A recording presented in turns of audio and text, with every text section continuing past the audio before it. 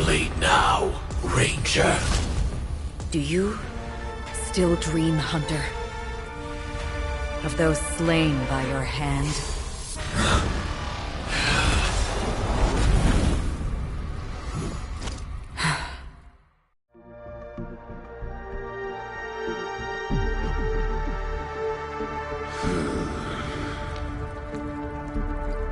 It appears the outcome has already been determined. You're still alive. As are you. You still have room to make a choice. Leave the music box behind. And then go. Choice. The bloody trail of the destruction leaves no room for hesitation. The Taurus Fire Demon. Even if you sacrifice your life for that eon, you won't get special treatment. Ranger, you tread the narrow path of the hunt.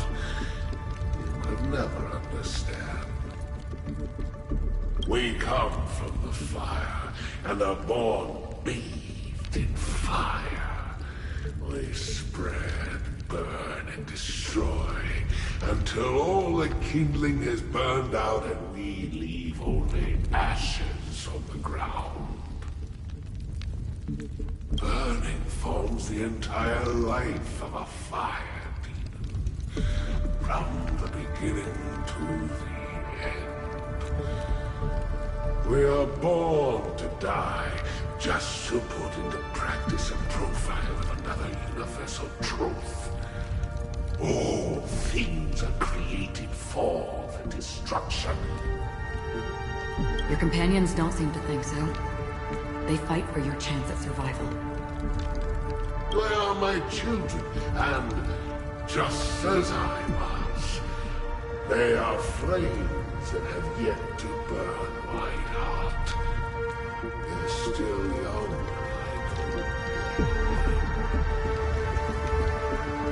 but my flames are faint, and time is running out. Can you see the planet of festivities in the distance? I plan to bring Purgatory with me there. Before that, I must surpass you. Why? Because on the path they have forged, you have traveled farther than I have. Emanator. You cannot hide your true identity. Draw that sword, for we shall indeed remain here, bound to fight a decisive battle to the death, for I choose this. Destruction is intense, but brief. To cravenly cling to life is to endure an endlessly prolonged existence. Even if the answer turns out to be your own destruction. What is important is not the answer, but that it exists, just as you exist. Everything exists to be destroyed. Emanators are no different. Just as even sweet dreams may be born of the void, the so-called impossible is merely something that has yet to happen.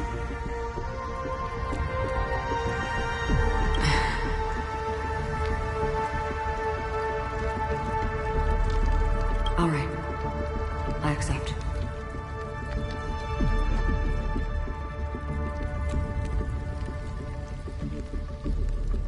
You shall witness the most brilliant and intense fire in existence. May this flame illuminate the farthest reaches of your bottomless dream. A bottomless dream. Yes, that's right. But you've made one small mistake.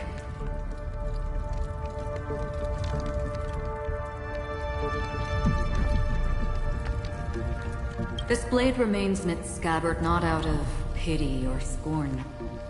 It's a personal secret that I don't want to disclose. Perhaps...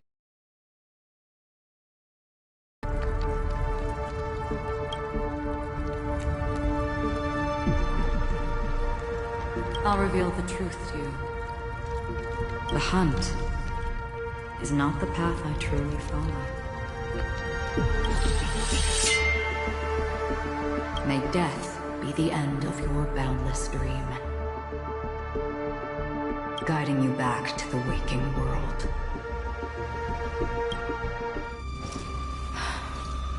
I still see them in my dreams. Hold it. Your time hasn't come yet. My time? I've seen many clever disguises that can conceal appearances. They can never cover up who a person really is. And you're no different. You had no desire to kill the Trailblazer. You only did what you did to drive me and the Memo Keeper away, but... why?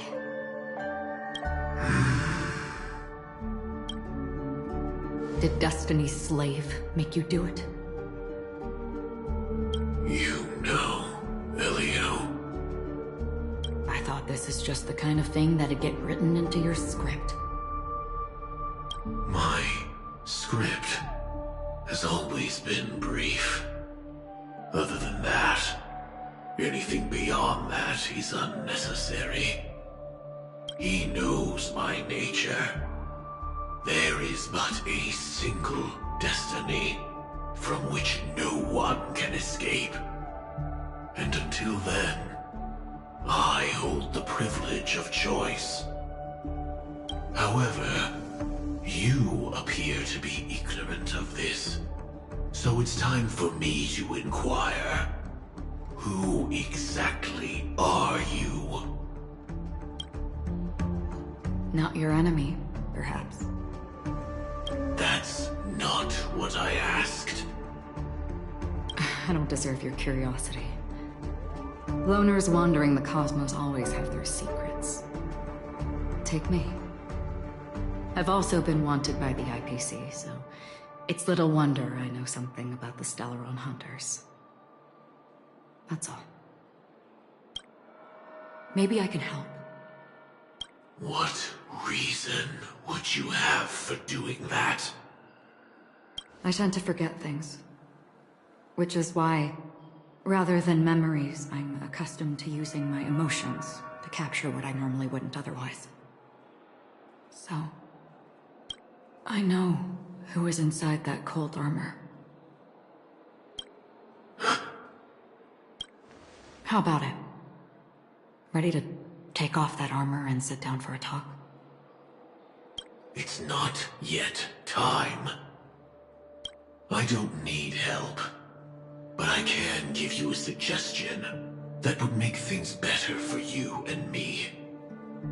If your goal is the Watchmaker's legacy, then go look into the family.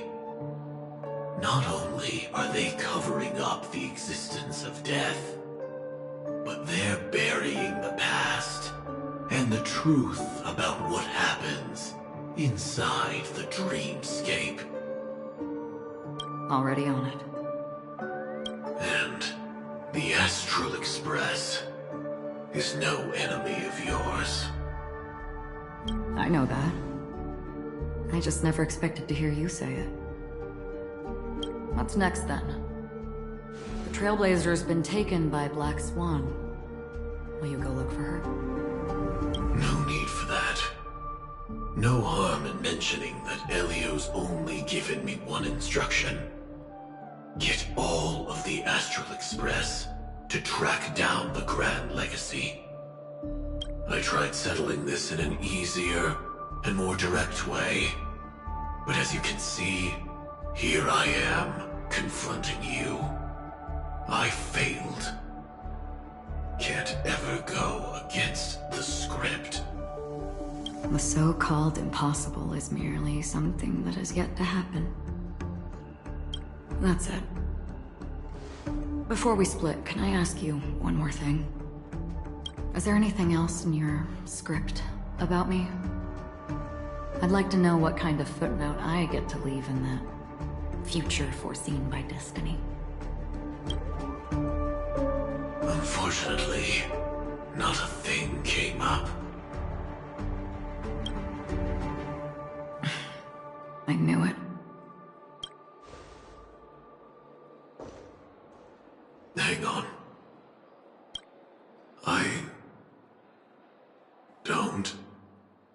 Don't. What? Your first question was, do you still have dreams about everyone who died because of you? I don't. Never have. I was born without the ability to dream. I live for this cold, harsh reality. For a little light, and to burn, to keep on burning, until I turn to ash. So, I really envy you. Is that so? And you're already living in the waking world.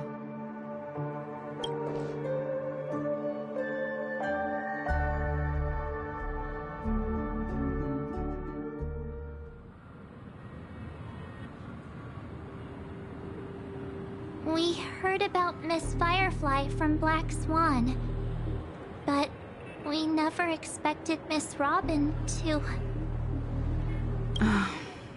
I'm sorry that I couldn't be with you then. Reality cruises on in serenity, while undercurrents bubble up from the dreamscape. Just like that memo keeper said. Stay strong, everyone. We can still do what we can for them. Starting with finding the murderer. Let's recap everything then. The Trailblazer just reminded me of something. March, do you remember what that family rep who negotiated with us said? Indeed, we trust that the Nameless has nothing to do with this. And we also beg each of you to help assist the family in verifying the identity of the deceased. That's how it was put, in reference to Miss Firefly. Looking back, he seemed a little evasive at the time. And he also failed to mention anything about the earlier murder, too. The family's planning on covering up all news about Miss Robin's death. If news gets out, Penacony's going to turn into a bloodbath. But the murder that followed closely after was obviously beyond their anticipation. The family had to try and turn things to their advantage by bringing in reinforcements from outside. The Charmony Festival is nearly here. They must be snowed under. It may also be that Miss Firefly's murder had so many witnesses that it couldn't be covered up. So they went with the flow and let more...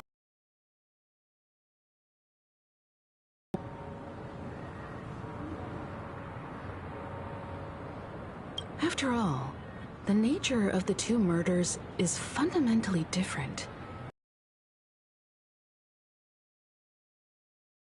Among the guests, such as that IPC envoy.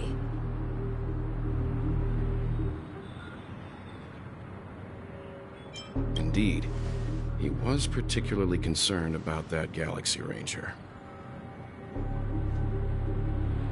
Are we missing the forest for the trees here? I always felt that Aventurine's reasons for accusing Miss Acheron were highly subtle. Can we believe him? At this point, I'm afraid the only ones we can trust are ourselves. Look, let's try to gather intel first and then list all the possible outcomes we can. Then we go through them, eliminating contradictions one by one. The fewer facts remaining, the closer we are to the truth.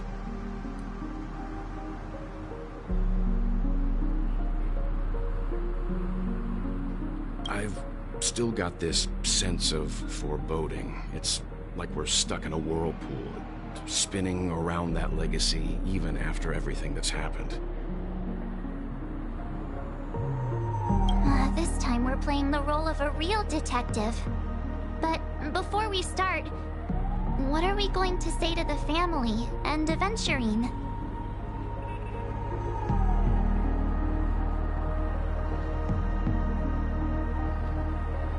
As I see things, the family harbors no ill will towards the Astral Express. If they didn't trust the crew, they wouldn't have casually commissioned outsiders to investigate a case that's, in all likelihood, a scandal. Plus, this is the family's turf. Teaming up with them should make things easier for us in the future. As for that Aventurine, well, I'd like to hear your thoughts. He's complex. He deliberately slow-played his hand during negotiations while running circles around us all the while. He appealed convincingly to both reason and emotion. It wasn't forced, but the intent was obvious.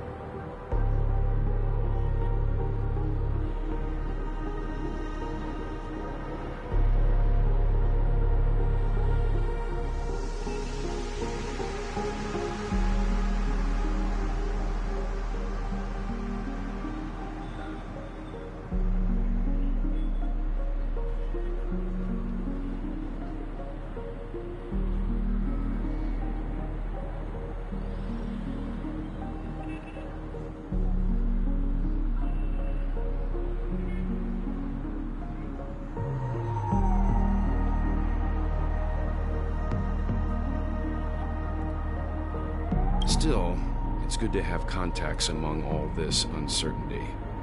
Aventurine showed his skills, and as far as our interests are aligned, he can become a reliable ally.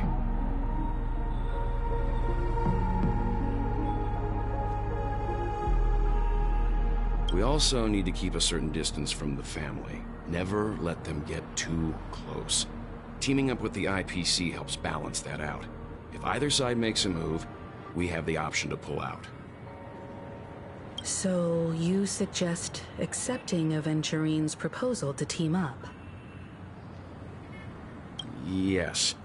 It's risky, but we can only wait until both sides have played their cards before making any further judgments.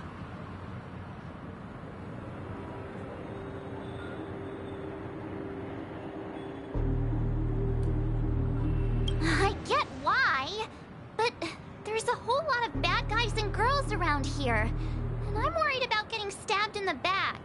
She's been bullied a few times now, and I can't stand it anymore.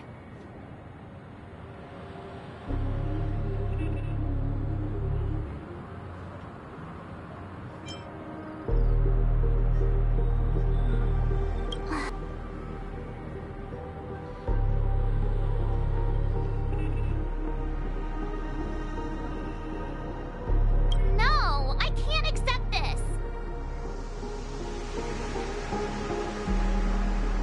Forget about it. Just let me keep an eye on him.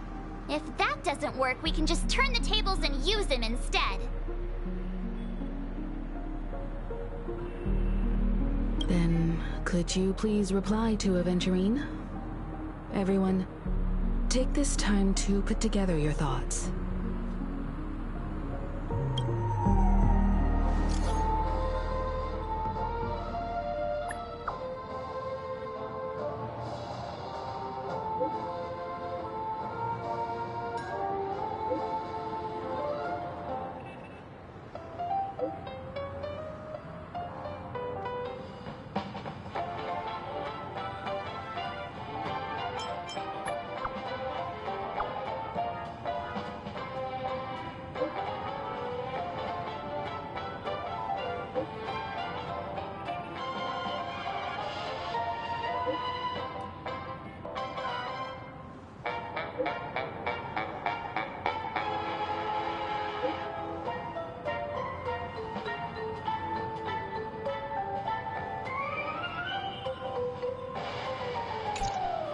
Looks like Aventurine is happy with this outcome. Let's tell everyone about it.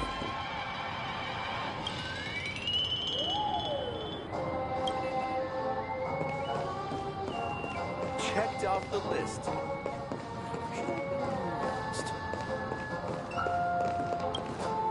Aventurine's goal is to try and recapture Penacony for IPC.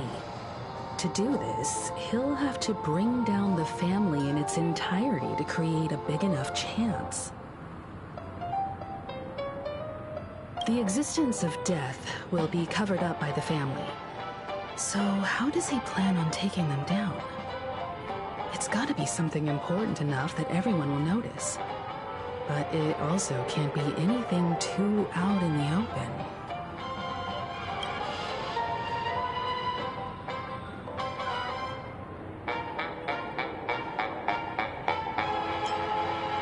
An attack on the hotel guests? Unlikely. Penacony's guests include quite a few bigwigs known throughout the whole cosmos.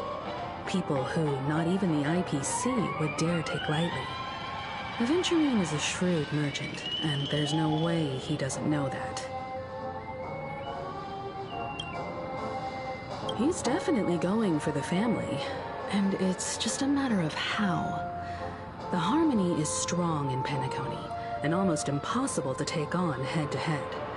The fact that the IPC dispatched Aventurine shows that they do not intend to simply play by the book here. Aventurine has devoted considerable attention to her. But this Galaxy Ranger, we know hardly anything about her, and can't rush to any conclusions.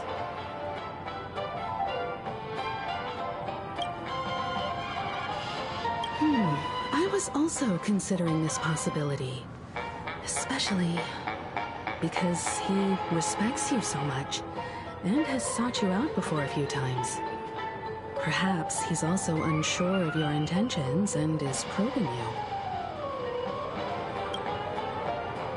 I'm just speculating. In any case, we have to be careful when handling Aventurine. He's skilled at reading people and discerning the right moment to strike. Also,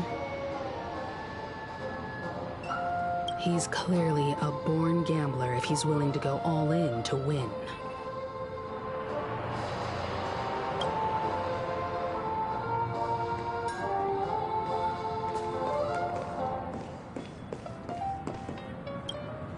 Aventurine said something that concerns me. He accused that Galaxy Ranger of killing Robin without any evidence whatsoever, but said nothing about her connection to that memory zone meme or why he was stalking you.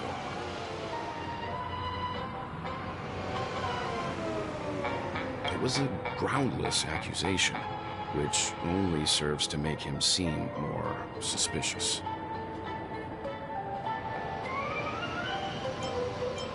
Maybe Aventurine's goal was never to gain our trust. Maybe he wanted to foster a feeling of enmity towards Acheron and make the situation more volatile. Two birds, one stone. However, I asked Dan Heng back on the Express to confirm that story about the Annihilation Gang and the lost messages. It wasn't something that Aventurine made up out of thin air. You've met her many times now. What's your impression of Miss Acheron?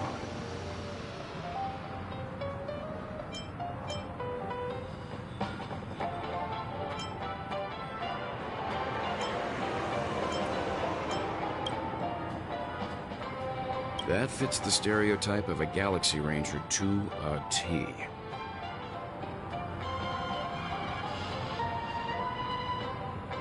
They're eccentric, unpredictable, and fond of being alone.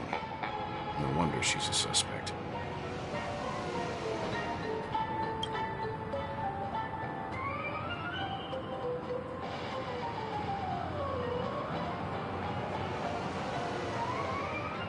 Whatever happens, please don't place all your trust in Aventurine.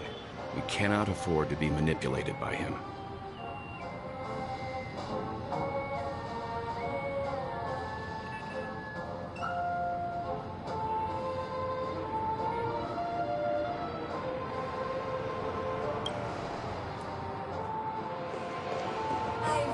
love Honkai.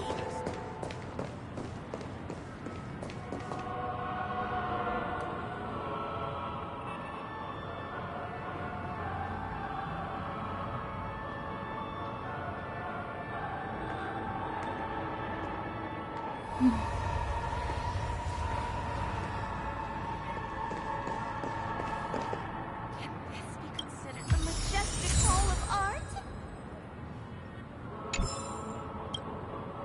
I hope it's not too soon to bring it up, but I feel like Miss Robin isn't actually dead, but that she's still alive and well.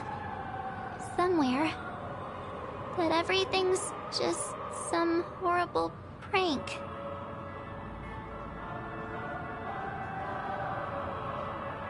Because aren't we supposed to be inside a dream? How could someone die in a beautiful dreamscape like this? Shouldn't only good things happen here?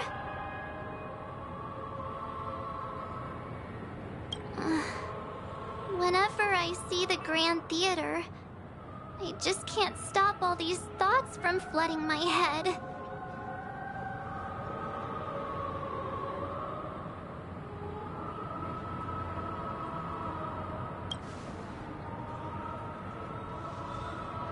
No.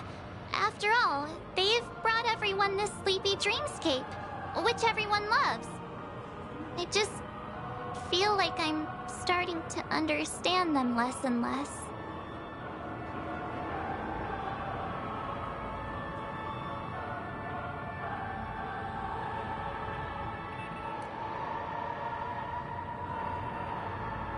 Everyone's still having a great time out there on the streets. Nobody knows what's happened. It's all so unreal. As if Firefly, Miss Robin, and us were all outsiders from another world. Aw, what a mess. I really want a nice cool drink of soda to help me calm down. But then I'd be just like everyone else out on the streets.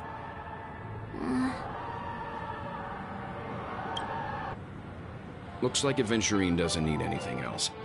Let's turn our attention to the family's assignment for now. Himiko, what do you think?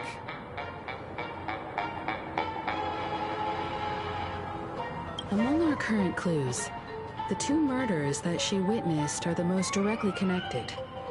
I suggest starting here.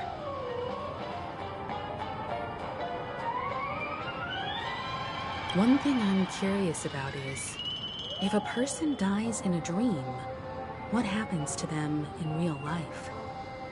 Seeing as we're at the family's behest, why not pop back out to reality and verify Miss Firefly's situation back at the hotel? Perhaps we could also make a few inquiries about Miss Robin while we're out there. How about we split off into two groups? There are still some things worth focusing on inside the dreamscape. I'll investigate those, and we can link up again later. Worth focusing on? Oh. No problem. I'll leave it to you then. Huh?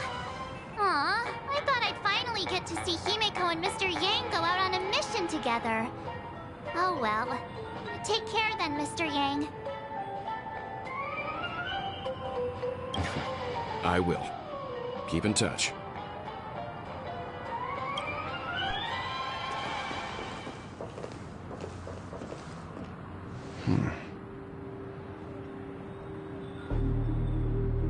Honored guest, could you come out for a second?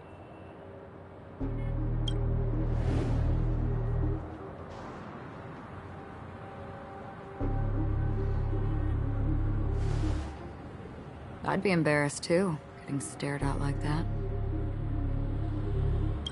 Forgive me. My name is Welt Yang. I'm one of the crew members on the Astral Express. I believe you've met my colleagues. Welt.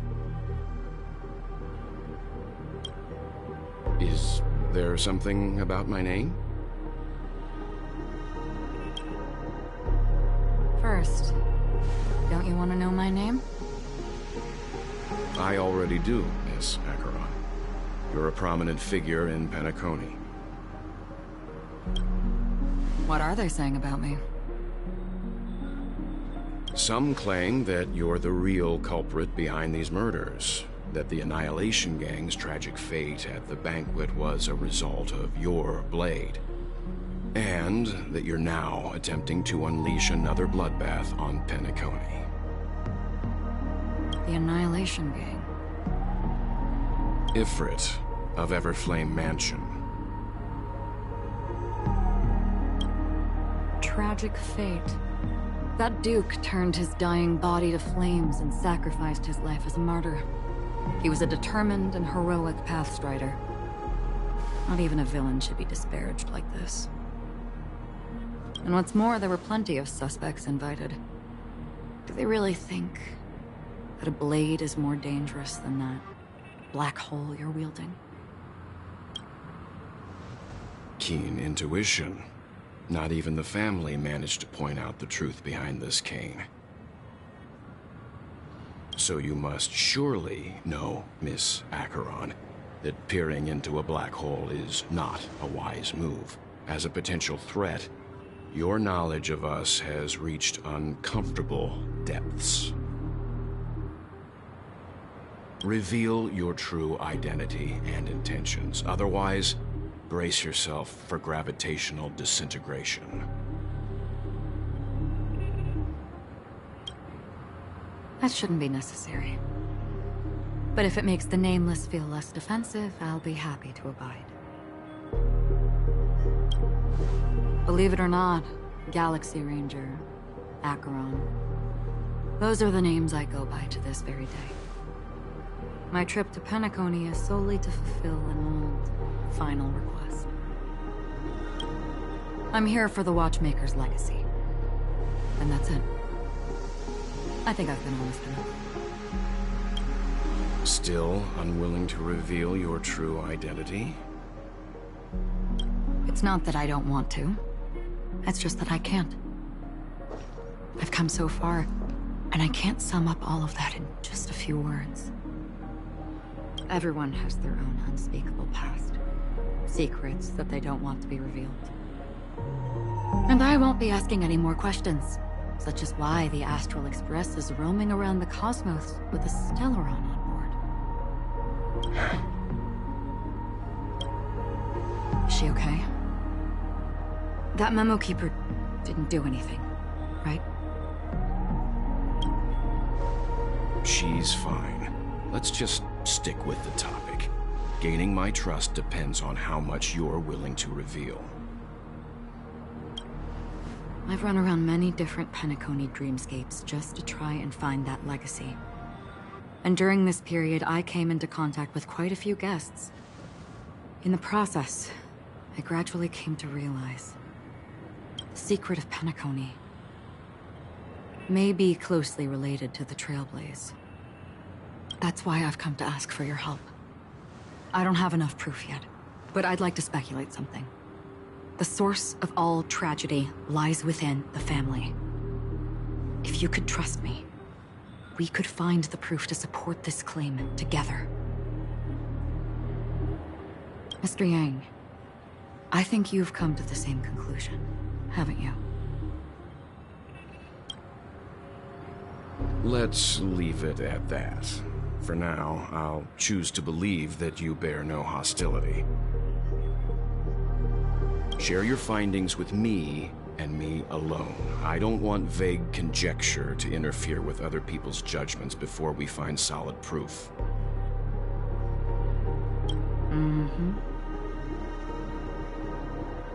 By the way, would you like something to drink? Before we go, how about 2 cups of Wake the Heck Up? No, 4 cups. Because the conversation coming up will last forever.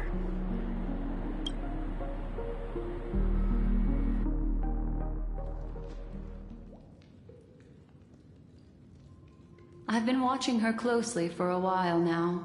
and the first invitation was in the banquet hall of the hotel.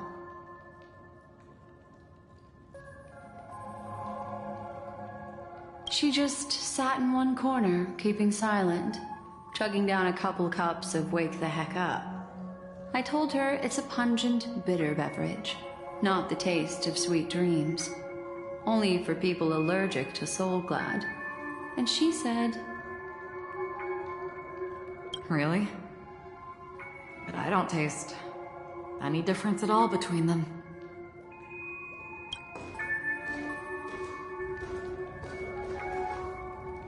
the guest rooms are charmingly minimalist. An aesthetic you share, Miss Acheron. It's a cinch, this music box. The invitation received by the Annihilation Gang. There are latent memories that linger on it yet. You see, memories of you are not yours alone. They travel in other people, other things. I know much, and I can predict even more.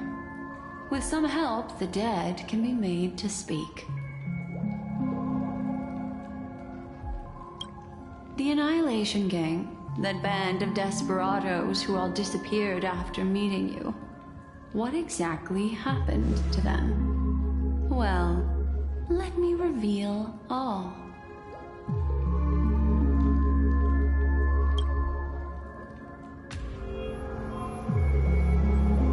Gradation 12. Dreamscape 12. Father, I dedicate this to you. Well done, Dubra. Wherever they go, shall be met by annihilation. There it is. It's hazy, but it's Ifrit's voice. The other one is probably his progeny. This is the residual memory from when the invitation was first delivered. They were abruptly interrupted. Then, what happened next is...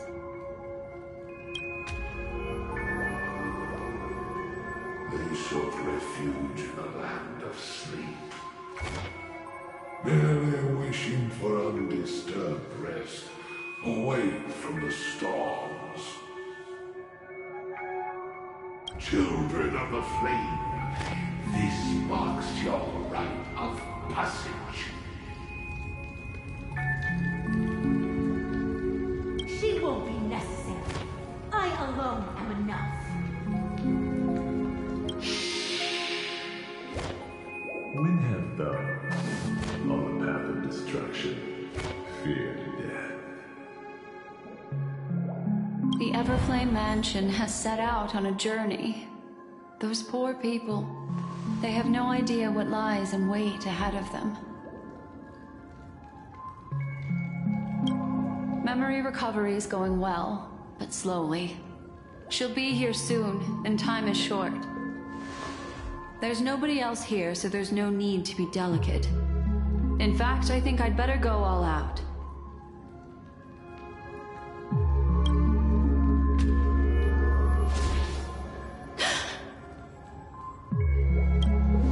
What happened? The memory after that is blank. How is that possible? This music box fell into Acheron's hands, and she brought it to Penacony. That's a fact, and that's how it should have gone. But along the way...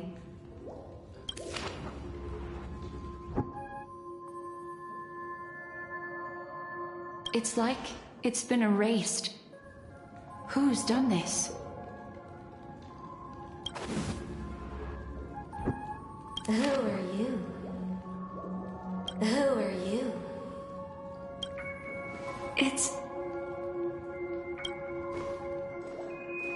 no. Is this not a memory? Oh, a memo keeper. Do you serve the Garden of Recollection? Or the Cremators? My name is Constance. A pleasure. to meet you. We were supposed to meet in Penacony and spend an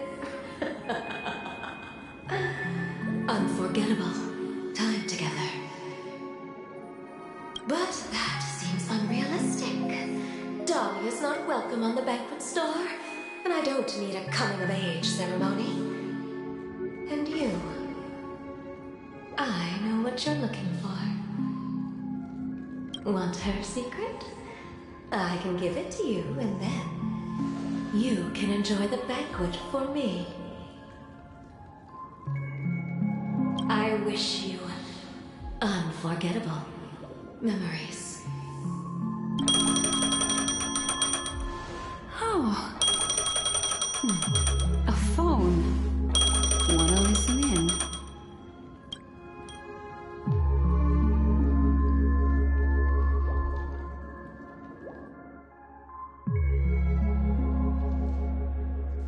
A few days ago, the IPC made an announcement. Under the watchful guidance of the Marketing Development Department, and in accordance with the Interstellar Peace Charter, the independent Sigonian sovereignty has hereby been established, and shall take a legislative seat at the Interstellar Congress. The formation of the Sigonian sovereignty is of great historical significance to the Sigonia system. This move puts an end to the planet's long and bloody history, turning the sensational Kataka-Abjin extinction event into a distant memory.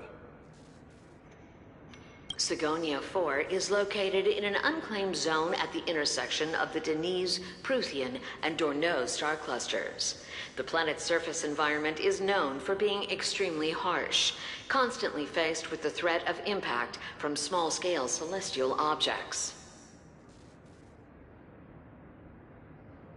This is why very few intelligent species have made this planet their home, dividing themselves into several tribes to eke out nomad lifestyles as they struggle to survive the arid desert wilderness.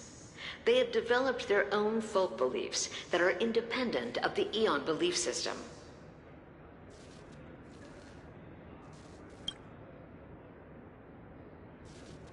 Sigonia. Sigonia. Ravenous eye of the storm, spurned by all the gods. Land of rock, but not water. Lightning, but not rain. Blood, but not tears. You beat us with your falling stars. You lash us with wind and storm. You chew us up with the cracked earth. You promised us a land of honey, yet yoked us beneath a sword of bitterness. Oh, Gaiathra Triclops, if thou can hear me, please open up thy 3 eyes and gaze upon this child.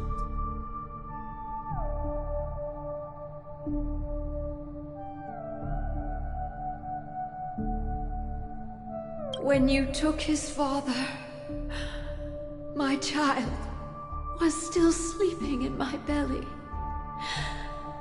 And where my husband went, I too soon must go.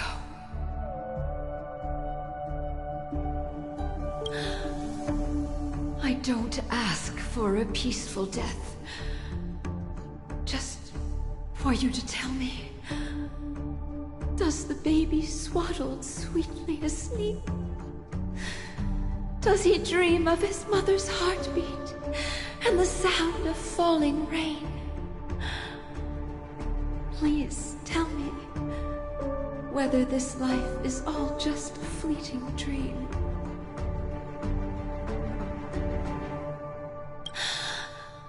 Otherwise, why would this child be born to face impending death?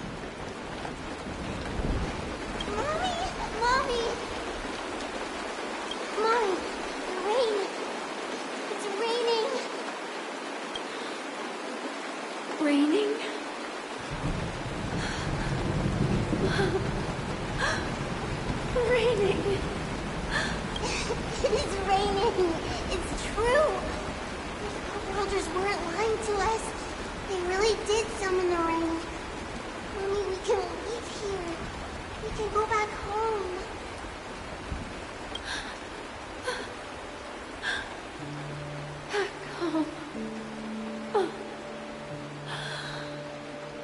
Gaiathra Triclops.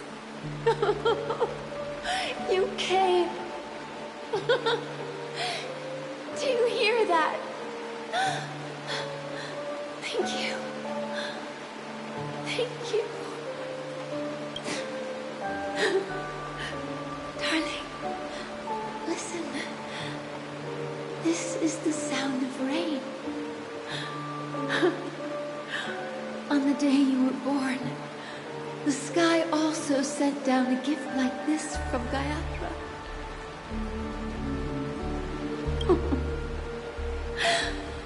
Such a lucky child.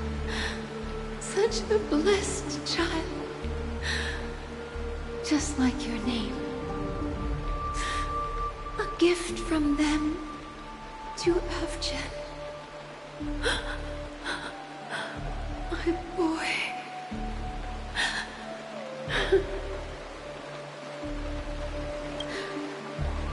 May the goddess Gaiathra close her eyes 3 times. Keep your blood eternally pulsing. Let your journey be forever peaceful.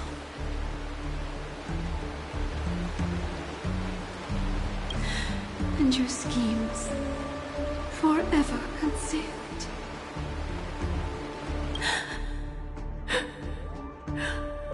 Welcome to this sad world, Kakavasha.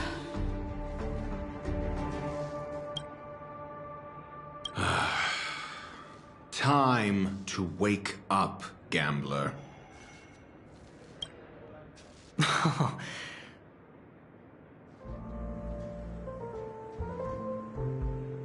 Oh, heavens. I must have drunk too much Soul Glad. Didn't expect you to be back so soon. How is it? Find anything? Just as you guessed. Nobody outside knows about Robin's death. There aren't even baseless conspiracy theories. They're still streaming the rehearsal for her ceremony, using a stand-in, I guess. They must be dreaming.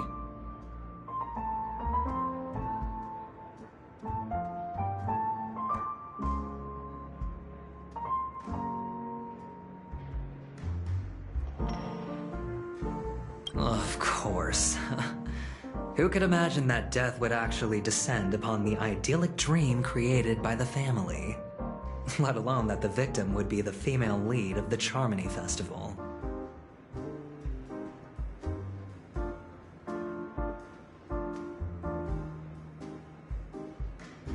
To be honest with you, I didn't believe it. I even tested it a few times myself. Until I discovered that I couldn't actually die. Whenever there's any danger, I'm forced awake by the dream pool, and it's all as if everything were just a nightmare.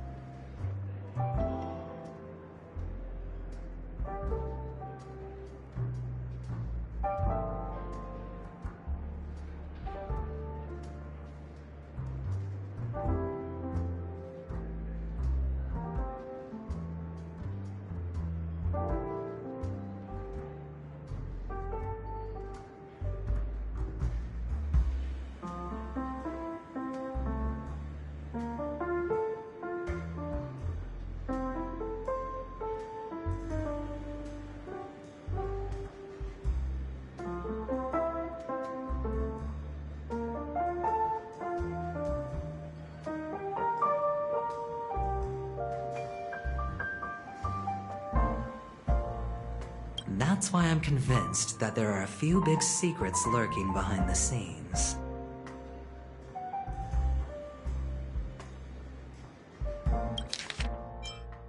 To be honest with you, I didn't believe it.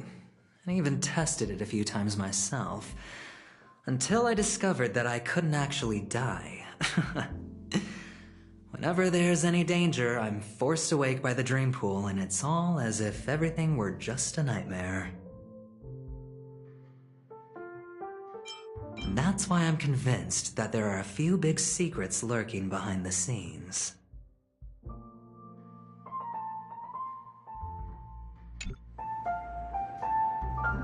Then you must have heard about the Memory Zone meme. When I graciously deigned to establish connections with the Oak family on your behalf, they were quite in a pitiful state of disarray. Besides Robin, there was another body. I don't know the exact details, just that it was a stowaway. 2 murder cases? I told you something seemed off about the Nameless.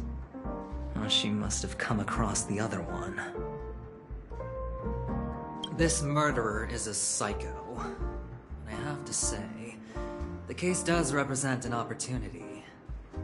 We can leverage the family's malfeasance and let the IPC use this as a reason to intervene.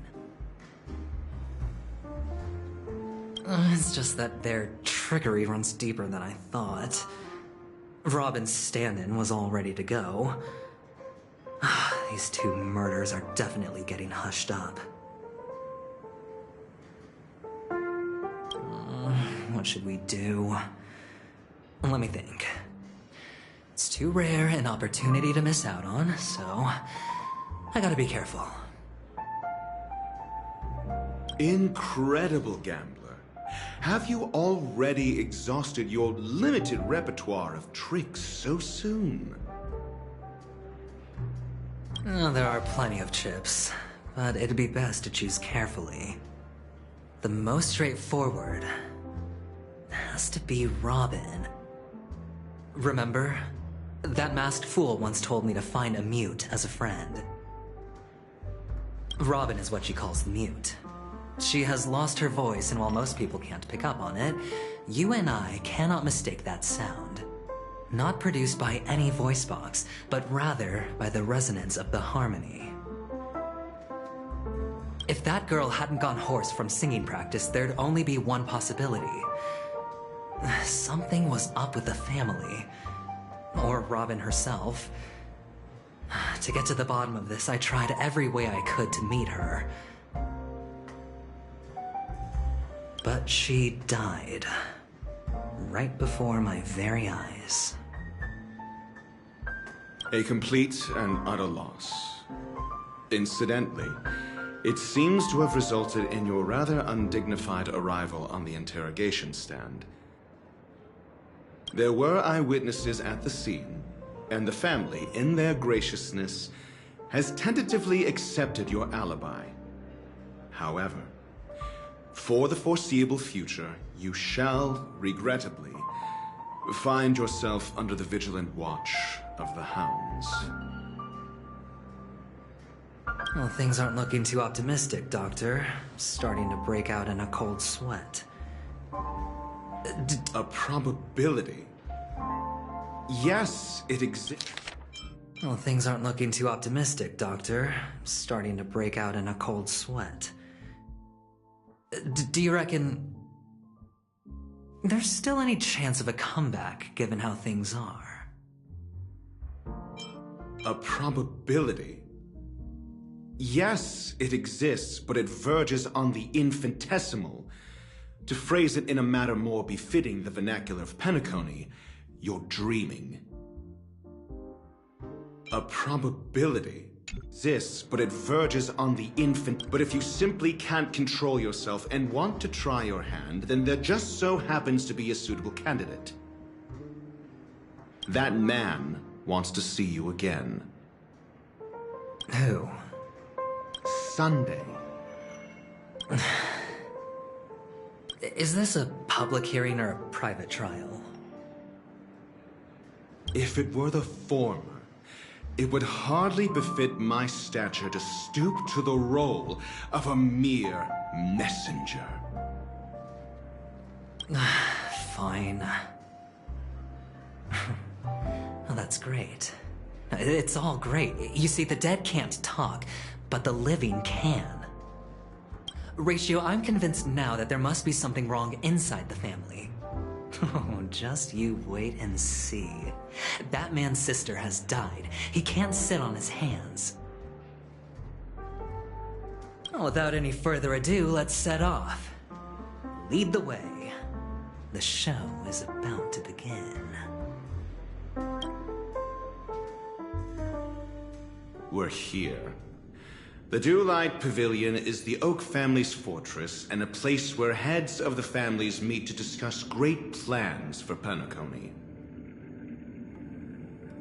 Fortress? I like this metaphor. I dealt with the warlords of the Amanicus star system not long ago, and their synchronized orbital manor wasn't this heavily guarded.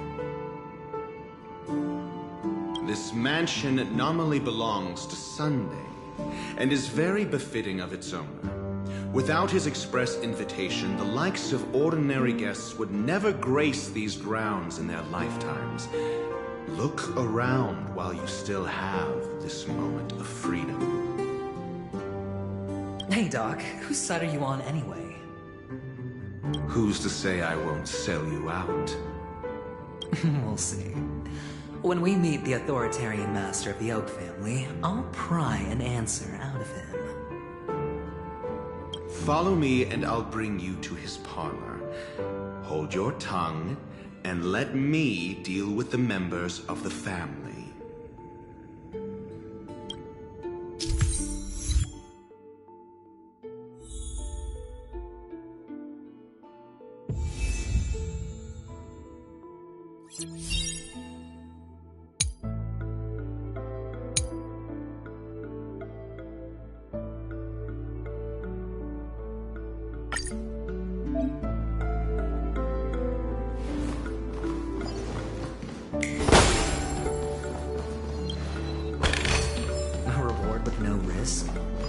I'll take it.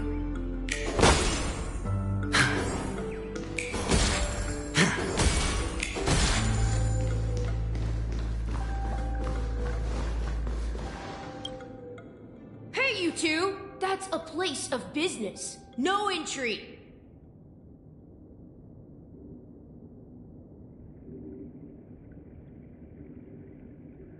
I was requested by Mr. Sunday to bring him the suspect. My name is Ratio. He should have mentioned it to you. Oh, I remember you. Veritas Ratio.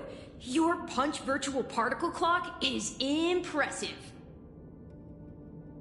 Excuse me? The one on your head. Of course, it's nothing compared to my full pocket dimensional annihilating power armor of the Mobile Knights. Right, and as I mentioned, that fantasy raiment of yours doesn't exist. That's because you can't see it. Like I say, only family can see the glory of the Mobile Knights. Enough. Get going. Don't keep Mr. Sunday waiting. It seems like the idiocy index here is no better than it is out there.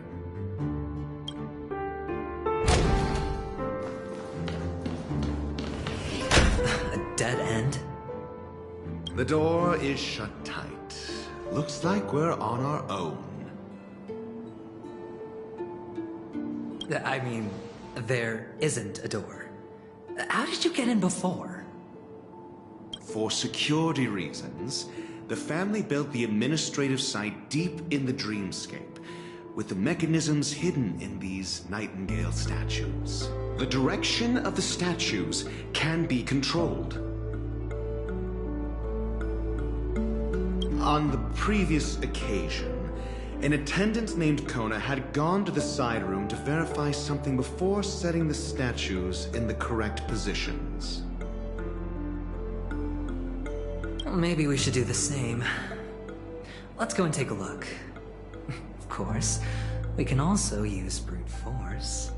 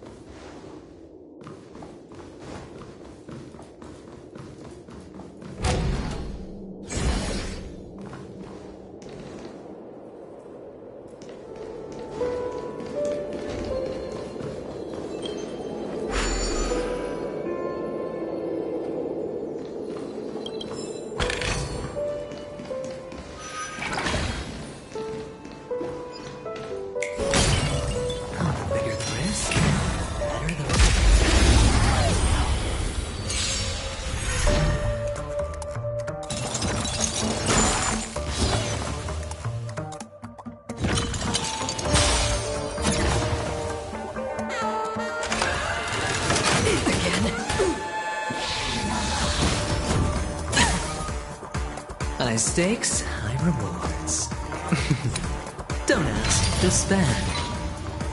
Another journey begins. In the still waters of oblivion, I guide the wandering souls.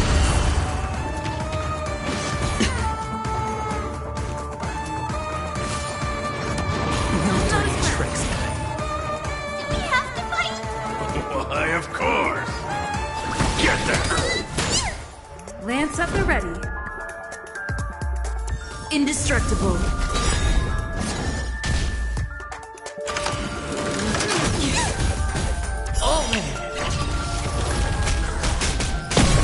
Alright, I'll call your bet. Going all in. Tabs on me. Did you come here of your own volition? Or was it fate? Resistance is fleeting as the dawns do, destined for oblivion. Watch your head. The dice have been cast. Bust. Or maybe I'll take it all. All in.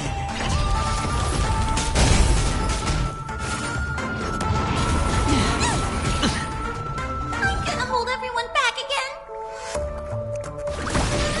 Somebody help me! I'm on guard.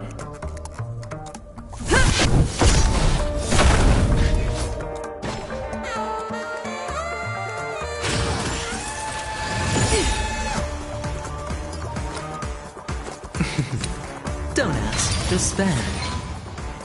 Another journey begins. In the still waters of oblivion, I guide the wandering souls.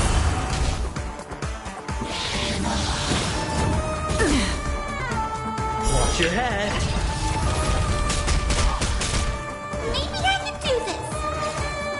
Get there. Lance at the ready. Defend the weak.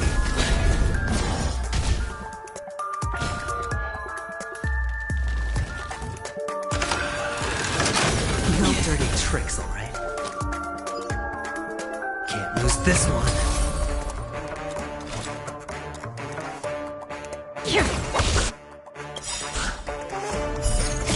I weep for the departed.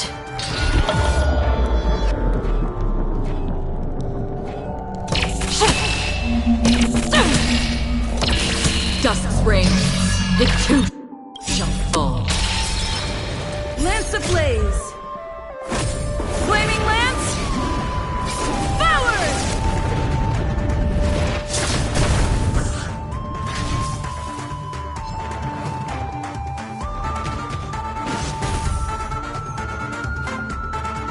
All in.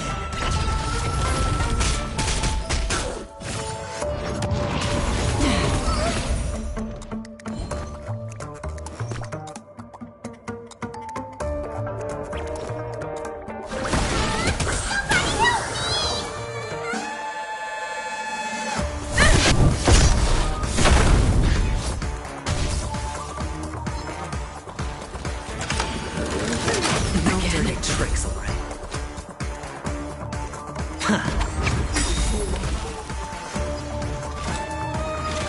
Resistance is fleeting as the dawns do, destined for oblivion.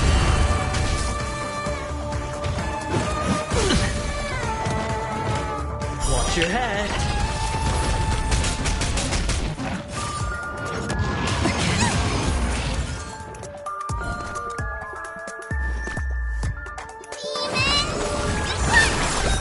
Don't worry, it's just a scrape. Indestructible. Going all in. Tabs on me. Did you come here of your own volition? Or was it fate? In the still waters of oblivion, I guide the wandering souls.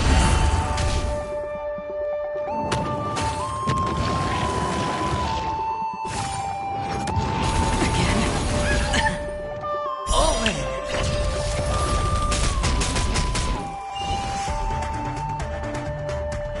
Get there. Fracture. Alright, I'll call your bet. Can't lose this one. Existence is fleeting as the dawns do, destined for oblivion. Maybe I can do this. Somebody help me!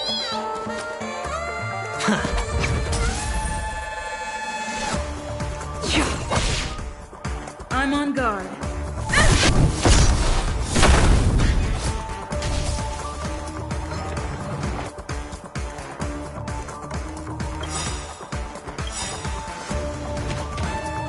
How familiar.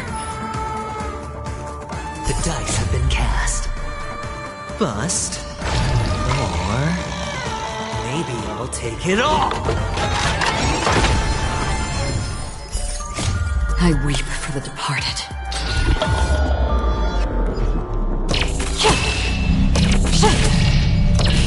Dusk's reign, it too shall fall.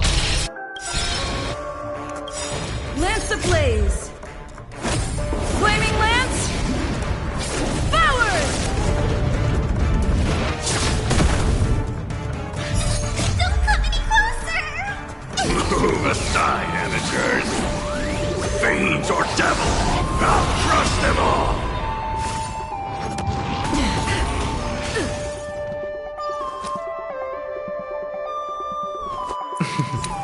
Don't ask, just spend.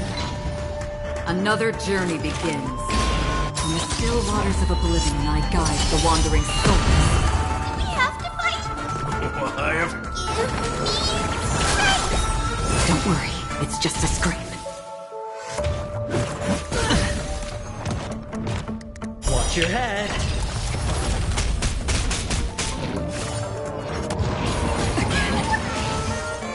Lance at the ready. Better hedge your bet. Can't lose this one. Did you come here of your own volition? Or was it existence fleeting as the dawns do, destined for oblivion? Maybe I can do this. Get them! I'm on guard. Alright, I'll call your bet. Going all in. Tabs on me. Where are you going?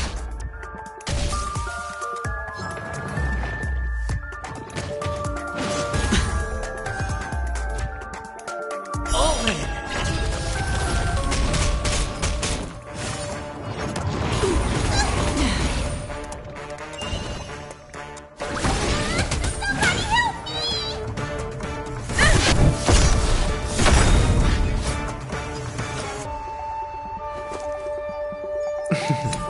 Don't ask, just spend. Another journey begins. In the still waters of oblivion, I guide the wandering souls.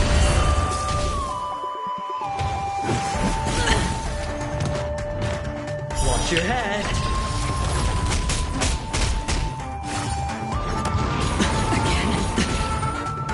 All in.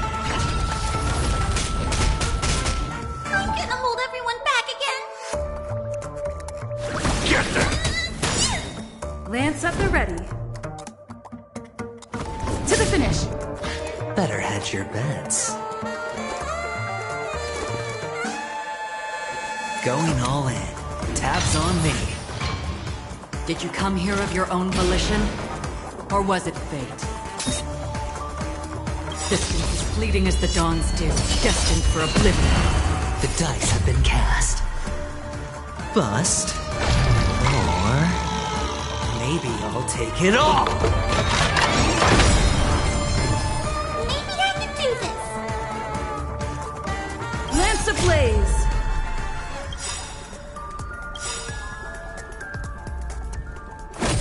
Flaming lance! Forward!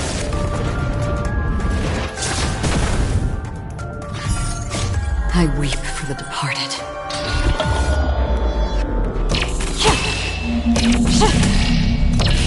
Dusk's reign, it too shall fall. Don't come any closer! Move aside, amateurs. Fiends or devils, I'll crush them all.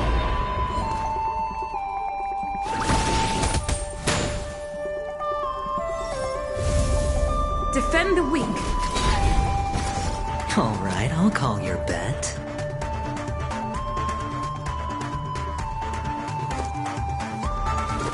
was this one. In the still waters of oblivion, I guide the wandering souls.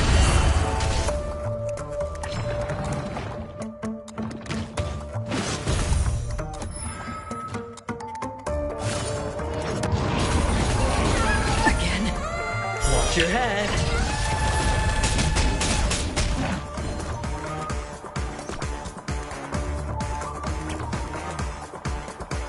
Get there! Fracture!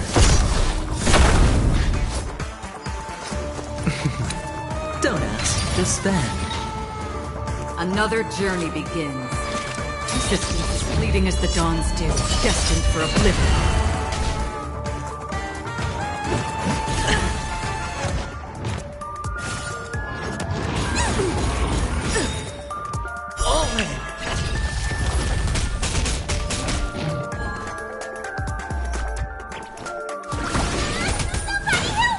Better hedge your bets. The dice have been cast. Bust. Or maybe I'll take it all. Watch your head. Half the work is already done. I weep for the departed.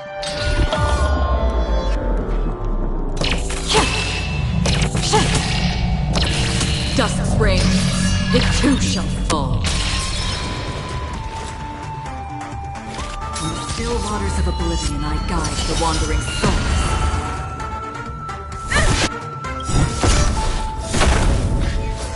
Lance ablaze! Flaming lance! Forward!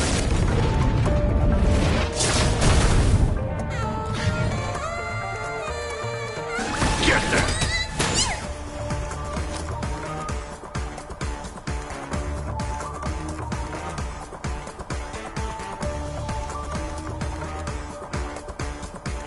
Was this one? Resistance is fleeting as the dawn's dew, destined for oblivion.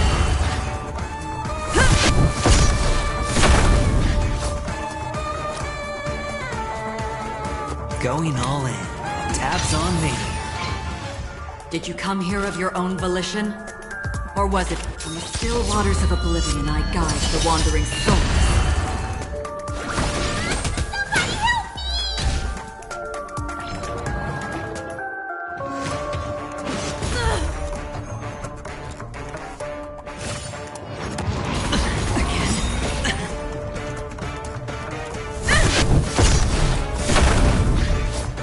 Alright, I'll call your bet. Another journey begins. Resistance is fleeting as the dawn's dew, destined for oblivion.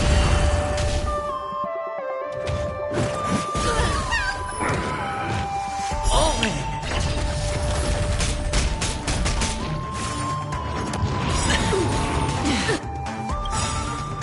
The dice have been cast. Bust. Or maybe I'll take it all! Watch your head. Do we have to fight? Why, of course! Nice teamwork. Better hedge your bets. In the still waters of oblivion, I guide the wandering souls. Maybe I can do this. I weep for the departed.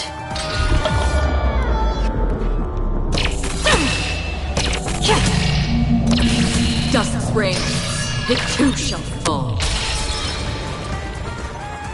Get there! I'm on guard. To the finish.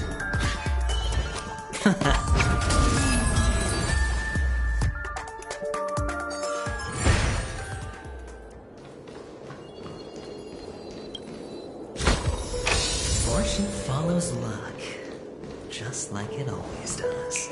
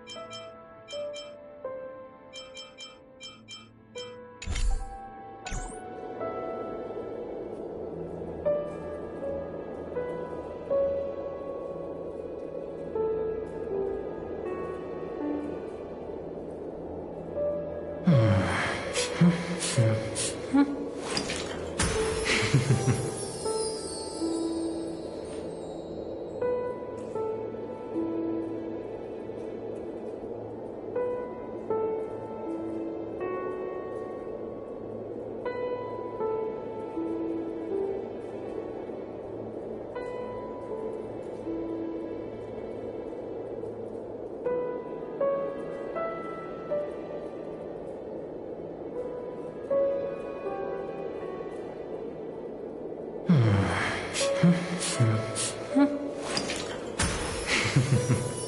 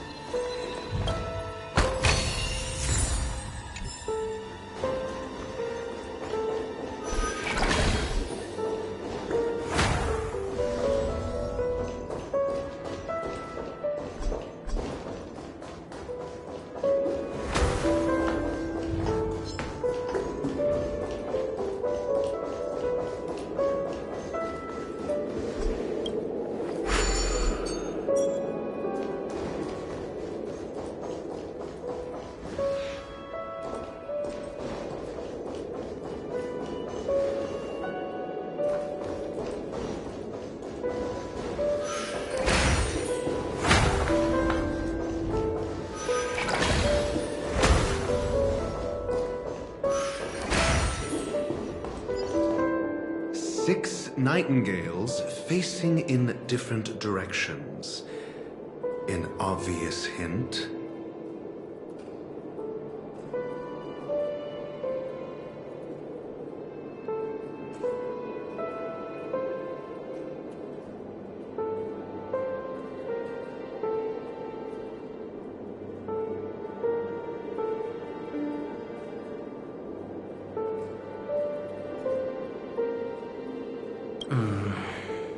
But are these nightingales? They are. What's wrong? How can nightingales be so huge? They look more like torment eagles to me. There are no eagles in the 5 families, only nightingales. Why am I wasting time with you on this?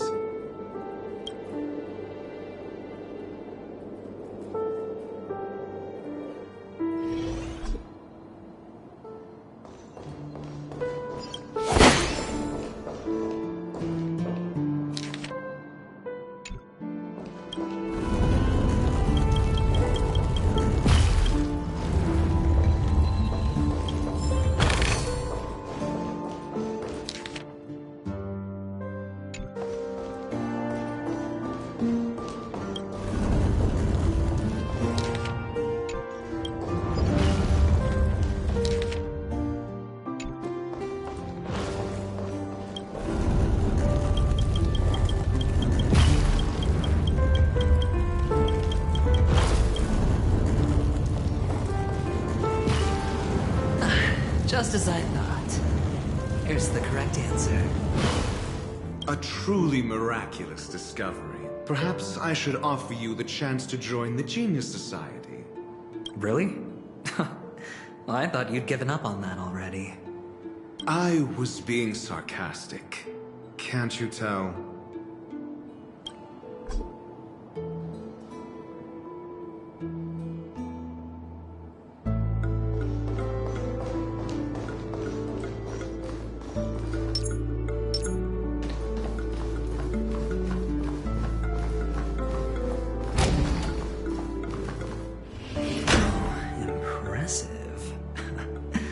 So much for Mr. Sunday's reserved, virtuous image.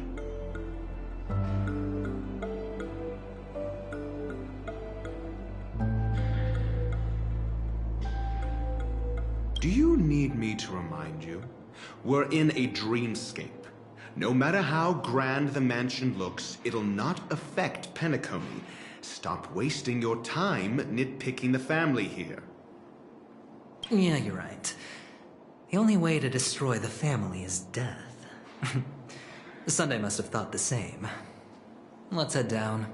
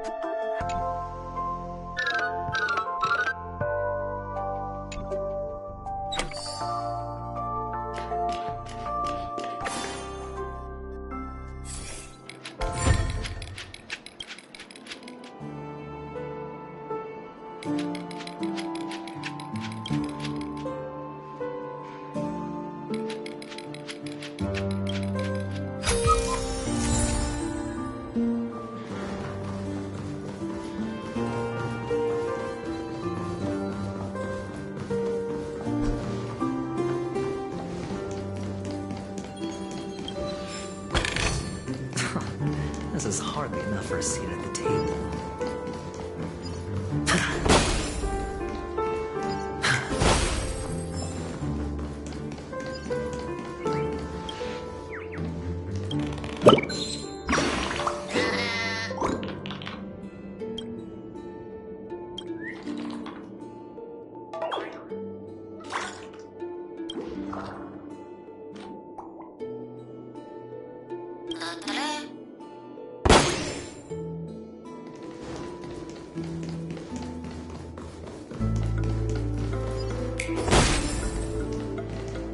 Hold on. Huh? What's wrong? Are we heading the wrong way? No, but this door is locked. My friend? Did you really make an appointment with him? It's a trial. You got to prove your worth to Sunday before you can speak with him. If I'm not wrong, we need to find a way to open this door in the hall, or this place will be our prison. Oh, an escape room. My favorite. Get serious. I've no time for games. Let's head back. The hint is probably in that prominent sandpit. Wow. That's an enormous sandpit. I'd love to build a tall building for myself. Once I have enough savings.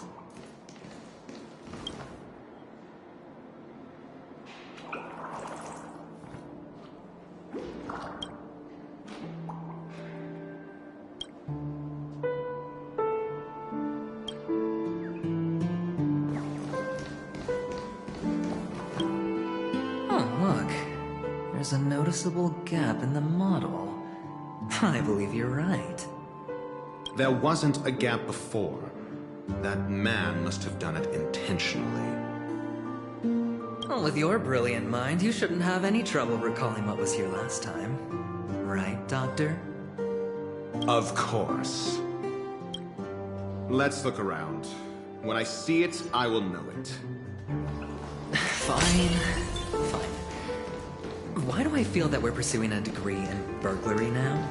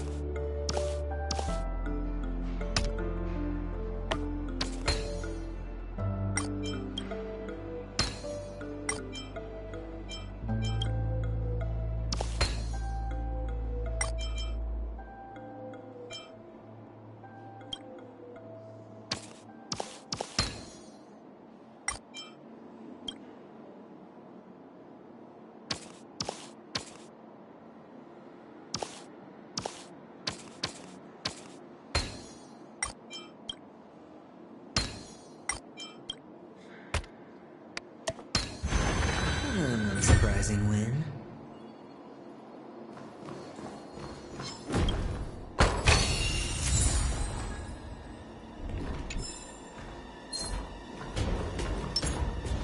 Stream forth, gleam of old blades.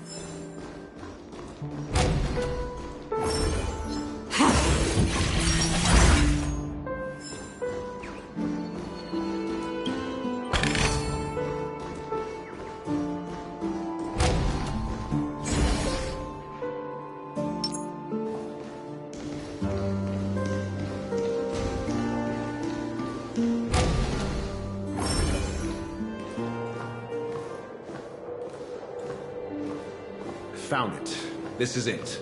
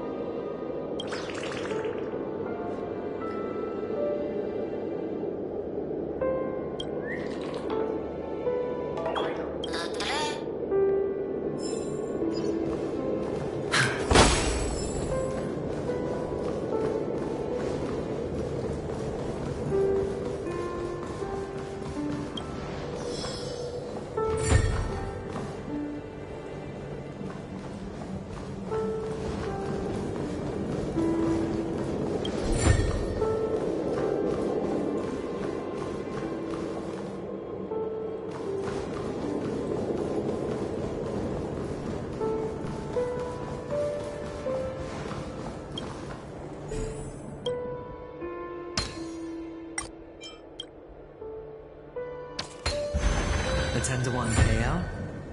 Music to my ears.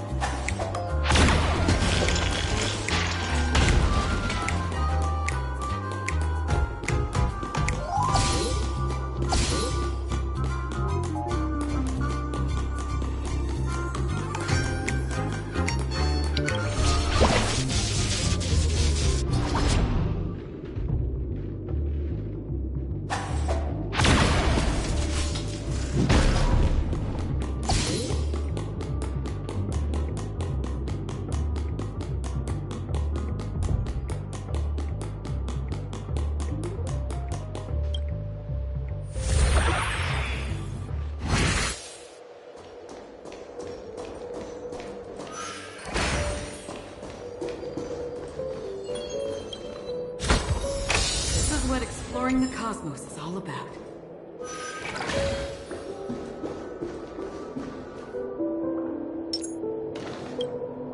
Huh.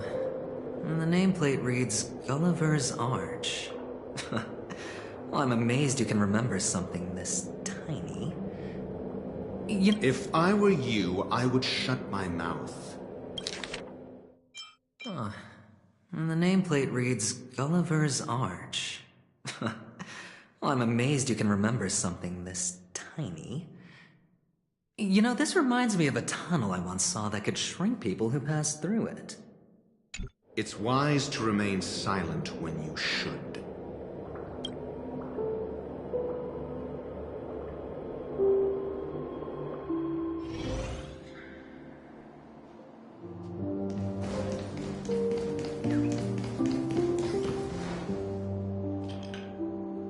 Oh, this reminds me of one of those building toys. You know, with the blocks. I've never played with them before. I wonder if it's more interesting than stacking chips. Oh, look. The gap is closed. And it fits perfectly. So, what's next?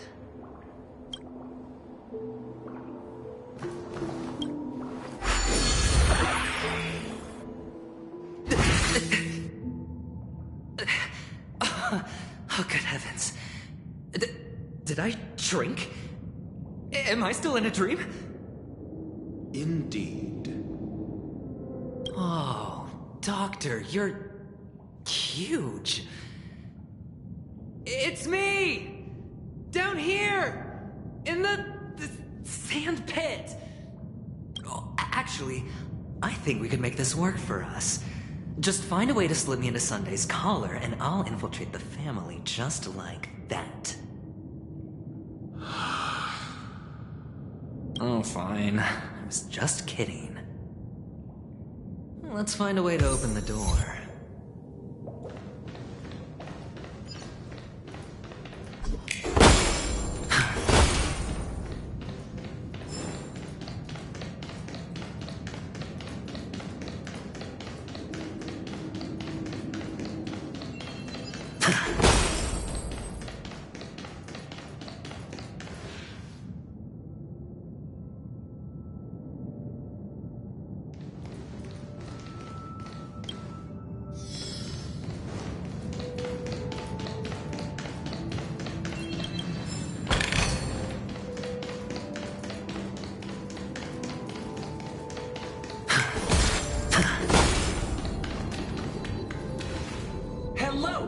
Welcome to the Golden Hour base model. I am an Oak Soldier.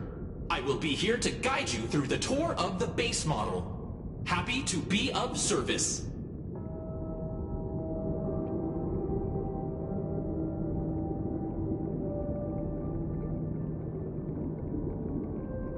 And tell me about the tour.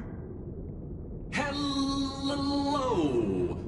Welcome to the Golden Hour base model. I am an Oak Soldier. I will be here to guide you through the tour of the base model. Happy to be of service. Generating guide. Please wait patient.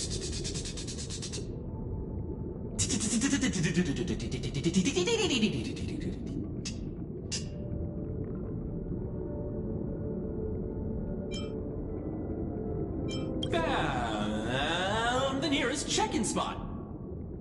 Please look behind me. A capsule machine model.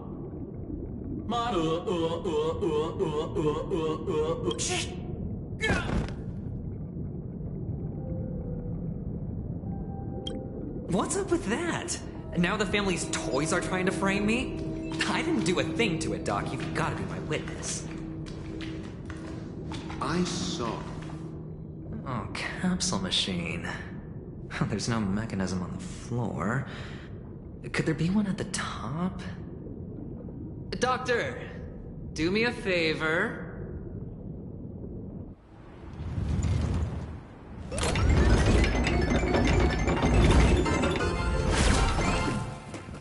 So, I was right. These models have interiors that look exactly like the real buildings. The only difference is that no one lives in them. Funny that Sunday puts a miniature that makes him seem like a giant by comparison, right where he can see it first thing in the morning. Insecure much?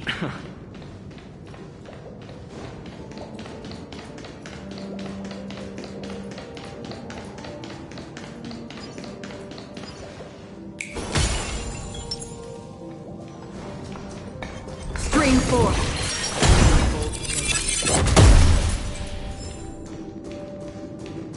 Oh, one of the fragments flew upstairs. I'll need to use the pinball machine to flick myself up there. But it's tough.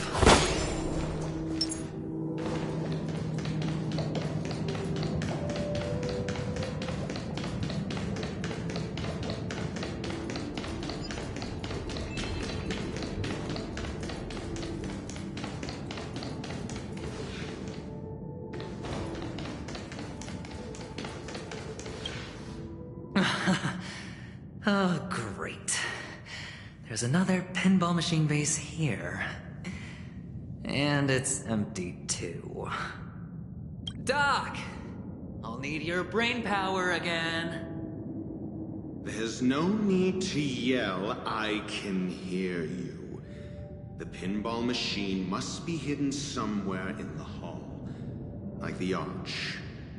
Wait here, and I'll be back in a minute.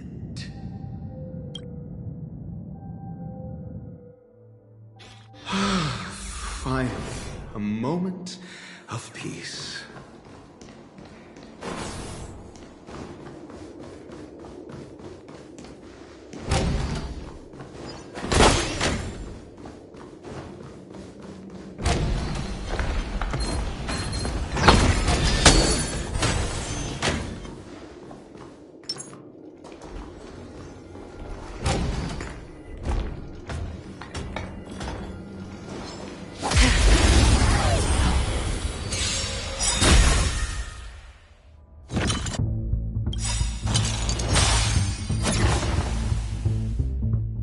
Ablaze! Flaming Lance! Forward!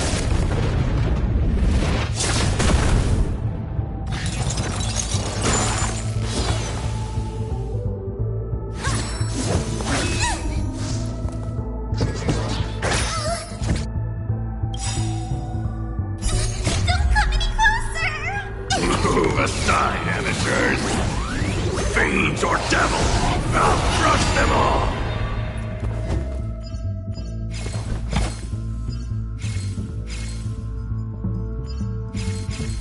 Let's test your knowledge. Half the work is already done. Do we have to fight? Somebody help me!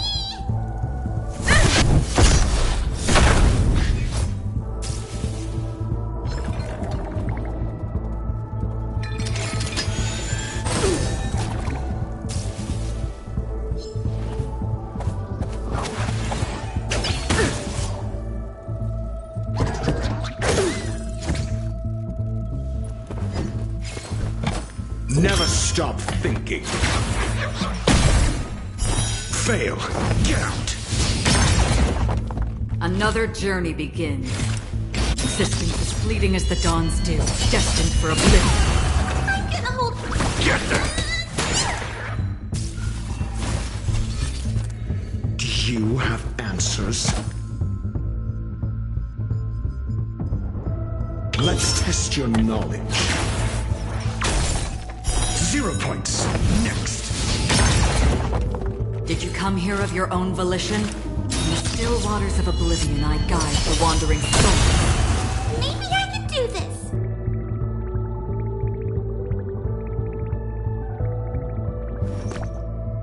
Give me strength. Nice teamwork.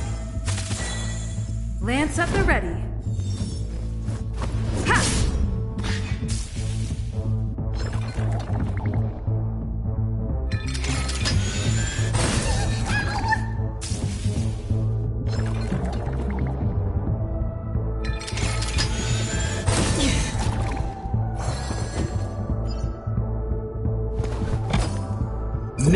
stop thinking.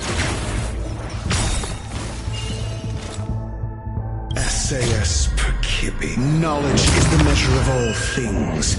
It reveals truth and falsehood.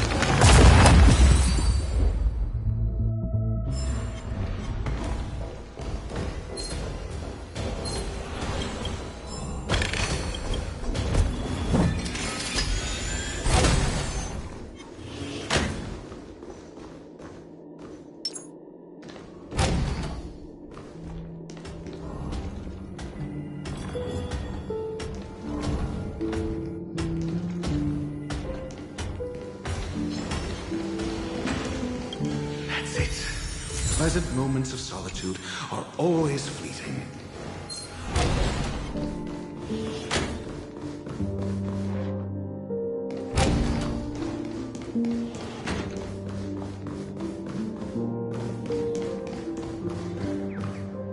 Oh, you're back. Just place it here.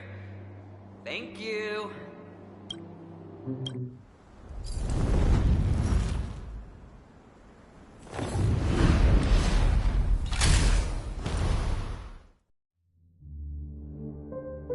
Thanks, Doc.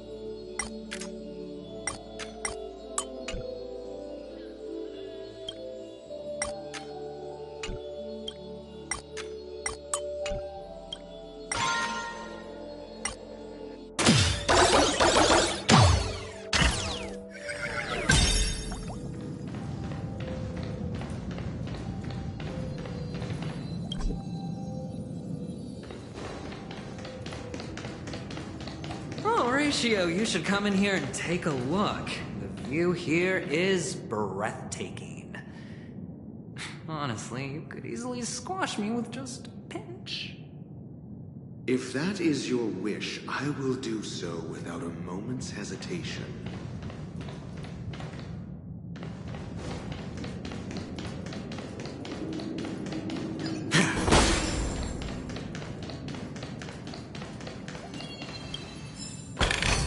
A reward with no use. I'll take it. All done. Piece of cake.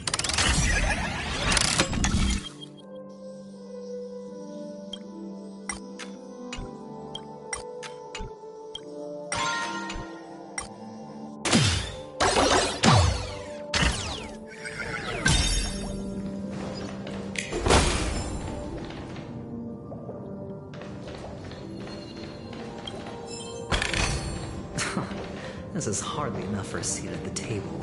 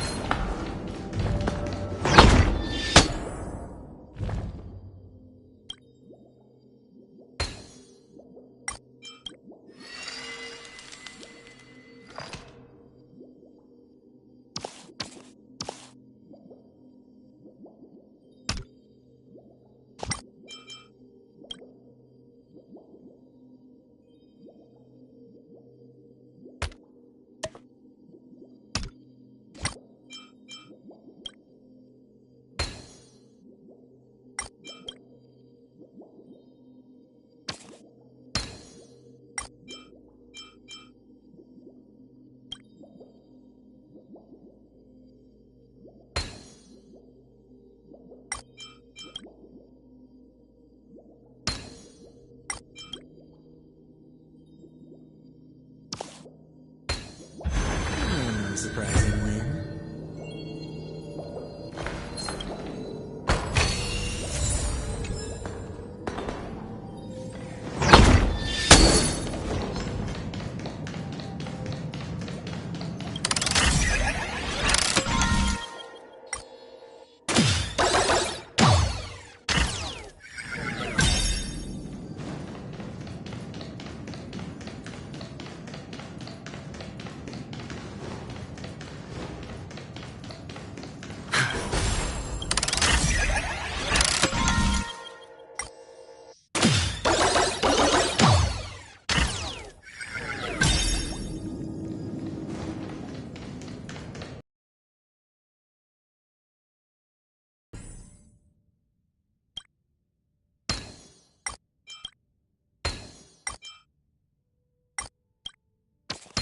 The joyous tour of Toy City has come to an end. Makes me feel sad. Oh, Penacony isn't all bad, right? I'll use this interesting experience as a talking point at the poker table.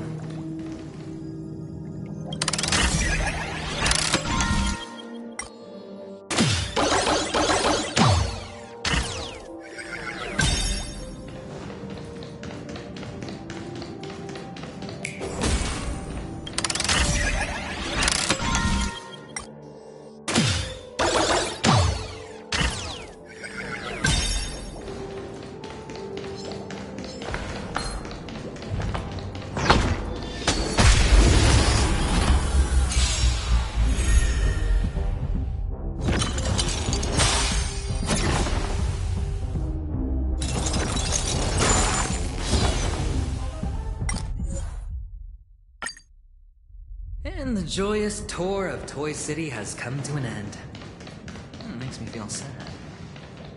Oh, Penacony isn't all bad, right? I'll use this interesting experience as a talking point at the poker table.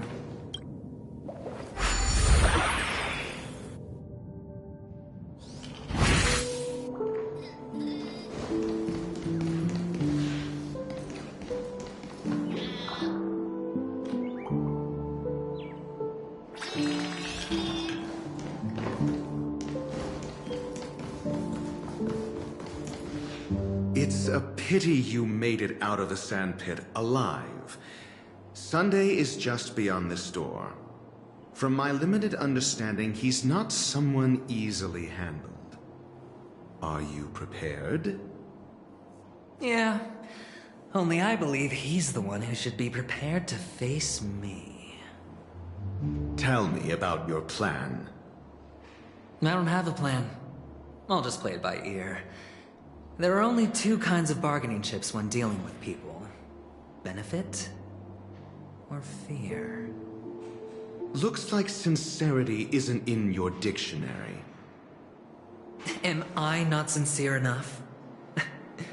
There's no need to emphasize it. We've got to make good use of death. That man's sister is dead. He won't be able to turn a blind eye, and that's fear. And I'll help him find the murderer. He can't do it due to his status and position, but I can. And that's benefit. On what basis do you believe he's incapable, necessitating the delegation to someone from a rival faction? The IPC? Simple. Because that murderer could very well be a traitor hiding inside the family. Do you mean the Galaxy Ranger whom you accused previously? That was just an excuse, good doctor. There's something wrong with that woman, and we need someone who can keep her in check. It's better to minimize the variables outside our control while we execute our plans. Moreover, I need to know her identity. If I'm lucky. She could be an important pawn. And it's good to have more helpful friends when dealing with this matter. But honestly, the murder case is likely unrelated to her. I believe my standpoint. There's a rat in the family. Otherwise, why would Mr. Sunday arrange a private meeting with us? This isn't an interrogation, but a secret negotiation. We'll see. Using Robin's death as a bargaining chip, I'll win back my freedom and power. In the end, I'll ruin this beautiful dream and create the grandest death. If the chance of winning is just beyond this door, even if that chance is close to zero, well, you can't win if you don't play, right? Ah, the charming audacity. To think that you, of all people, might emerge victorious, dear gambler. 3 chips are enough. All or nothing.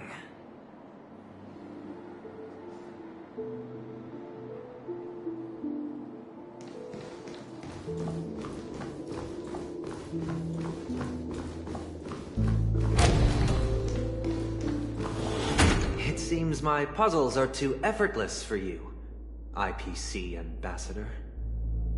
I appreciate your words. And I see you put a lot of effort into welcoming me, Mr. Sunday. However, this is no way to greet a guest.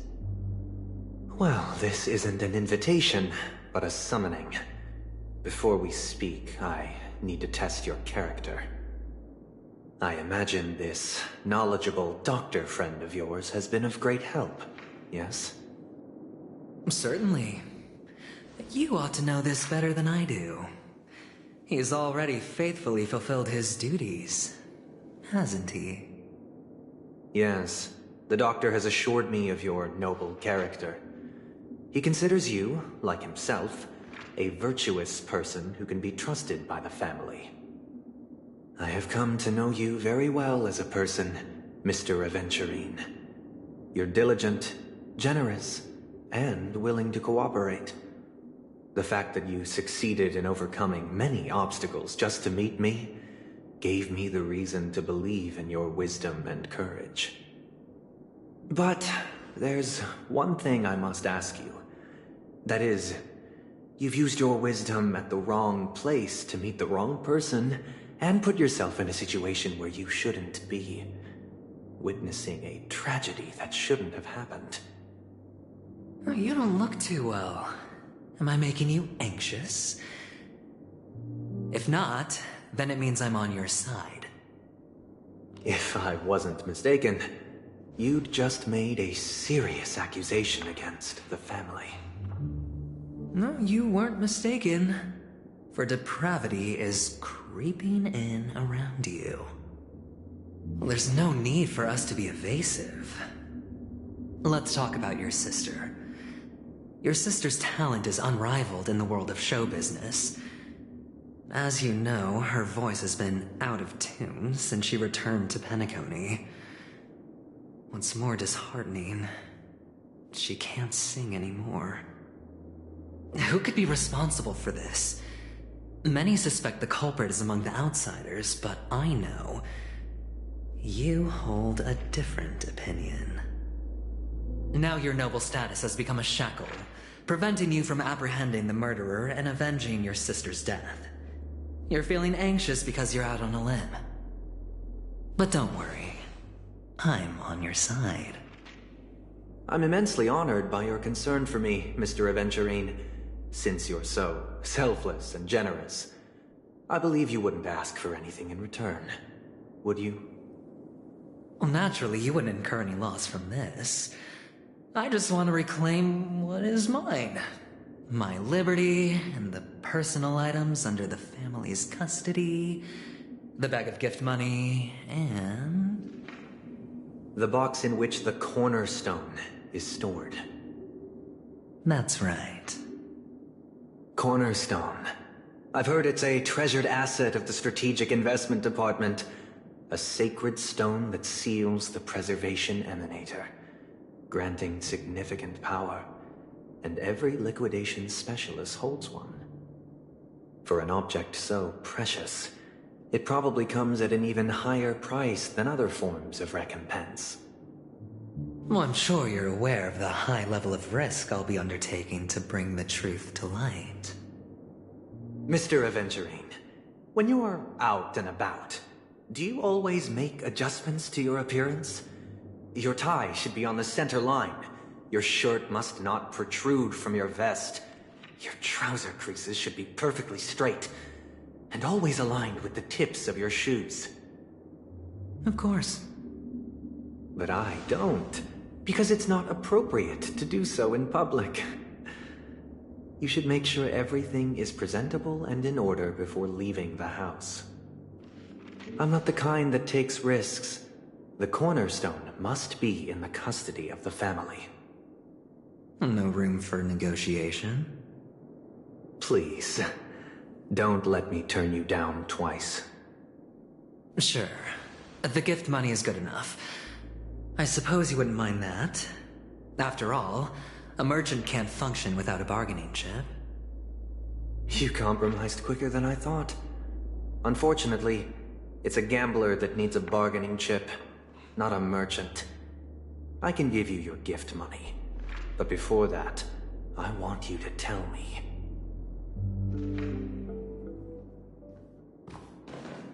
The fact that you can decisively forsake the box you asked for, what exactly is stored in it?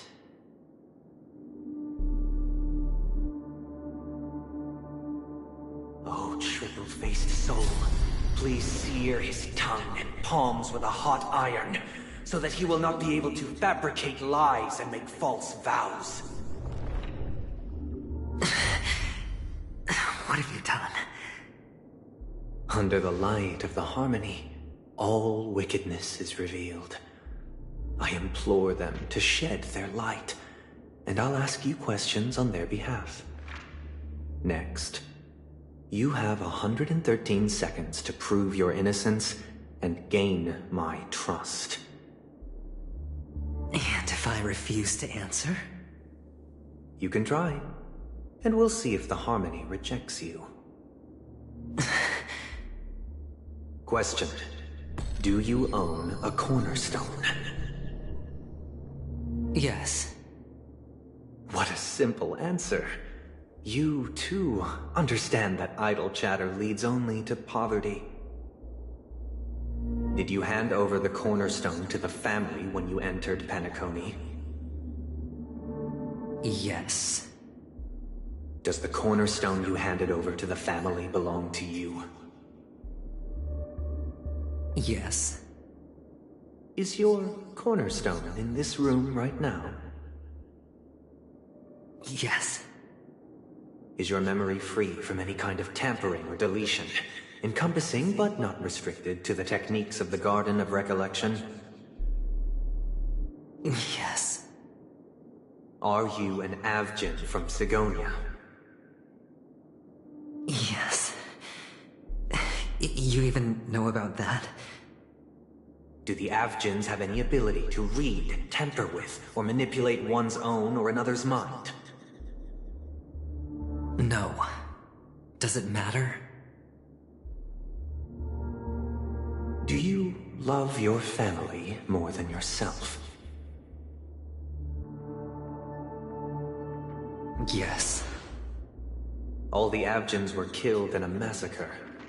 Am I right? No. Are you your clan's sole survivor? Perhaps. Do you hate and wish to destroy this world with your own hands?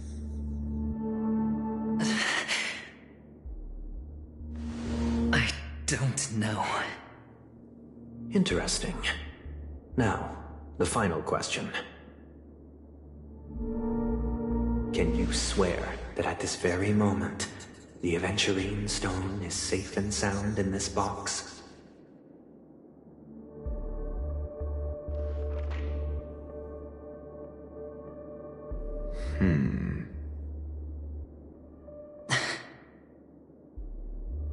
Of course.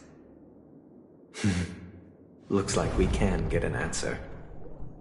Open it, Mr. Aventurine. It's your last chance to defend your honor.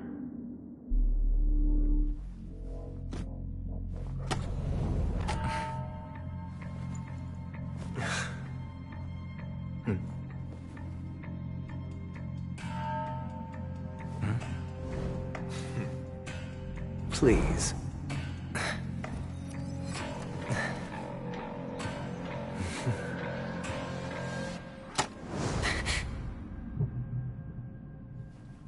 Are these what you're looking for?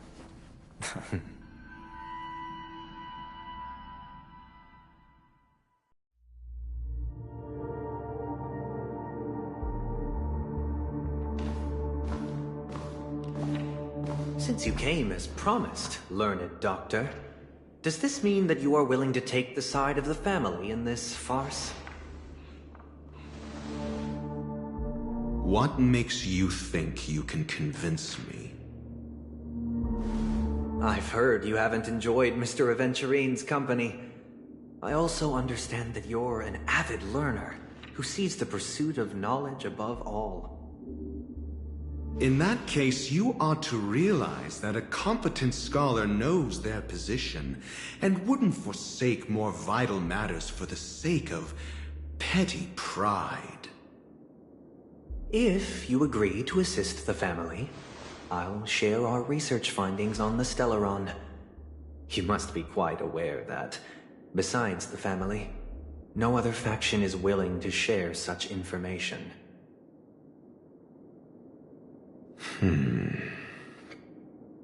Cut to the chase. What do you need from me? I need Mr. Aventurine's comprehensive plan. Haven't you confiscated his cornerstone? You can't expect a featherless bird to take flight. But I've also heard the 10 elites in the Strategic Investment Department have united, progressing together in the interests of the IPC. You'll have to speak more clearly than that. The cornerstone, which Mr. Aventurine surrendered. Was it really his? You question whether he would entrust you with someone else's cornerstone. The 10 Stonehearts aren't as united as you think. Cornerstones are significantly more precious to them than their very own lives.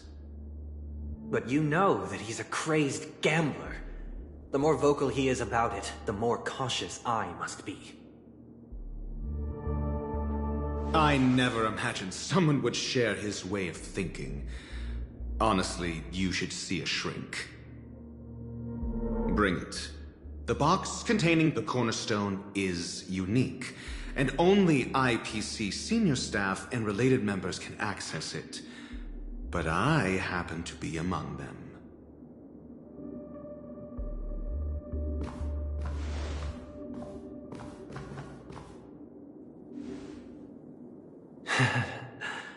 I appreciate it.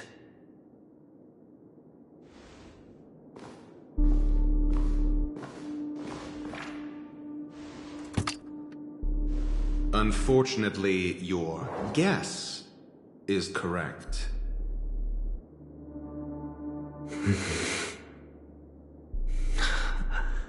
The golden stone. Its color and glow are similar to that of Klepoth's body. This is the very ruse he intends to use to fool you. He won't reveal to you that the 10 Stonehearts chisel their own will into the cornerstones, granting them an unparalleled radiance. And this golden stone is also known as a topaz, not a venturine. And it belongs to Topaz. So, do you wish to confront him?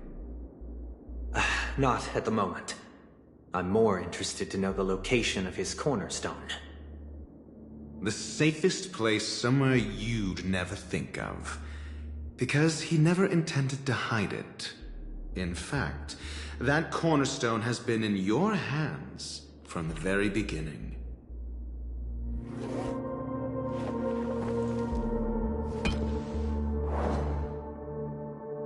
I see. This bag. Mixing a cornerstone, more precious than life itself, with a bunch of worthless jewels, disguised as a gift of money waiting to be confiscated, is indeed in line with Mr. Aventurine's style. Then he makes up some trivial excuse, downplaying the matter, and requests the gift money. This is a gamble, one he's all too familiar with, betting on your single misstep, leading to a total loss. I am grateful for your help. The family will surely reward a righteous person like you. As for the villain, I hope he retreats in humiliation. Keen eye that I could add a blot of utter failure to your storied career. Ratio, you wretch. Finally shown your true colors, huh? Oh, and just to remind you, you currently only have 17 system hours left to live. Treasure your remaining time, and savor the delectable aftertaste of defeat. You might as well explain yourself a little more clearly. What I performed on you just now was the Harmony's consecration. You were to show allegiance beneath the illumination of their grace. Yet you acted willfully, uttering nothing but falsehoods, transforming the consecration into a trial. I genuinely see no reason to absolve you from it. Is this what the Harmony represents? Is it built upon constraint and coercion? You misunderstand, Mr. Aventurine. Punishment is meant for the irreverent. But I have seen your resilient spirit, and thus I offer you the possibility of a new beginning. Throughout these 17 system hours, you will be unable to escape the dreamscape, or contact any of your companions. You only have 2 paths before you, and it all depends on whether you can complete my test within the time limit. Should you succeed, you will be able to coalesce into the Harmony and be with your family. If you fail, you will suffer the wrath of the Eternal Centurion and fall into an abyss of doom. Sounds like I'm gonna end up the same either way. I indeed do need a servant to help me uncover the evil hidden in the family from an external perspective. I will purge the evil from the inside and bring the real culprits to justice within 17 system hours. When the time comes, compare your findings with mine. If both our findings align, or if you can provide me more insights, then they will truly be able to grant you mercy and honesty. Shameless hypocrites. You took everything from me and still demand the truth? That isn't fair. Your carnival reeks with the stench of cash. Nothing is achievable without it. This is meant to be an act of personal virtue, not requiring the family's support. Your bag is over there. Do as you please. I believe you can trade this bag of worthless jewels for everything you need. That's what gamblers excel at, isn't it? Off you go, Mr. Aventurine. You are free. I will wait here for your good news.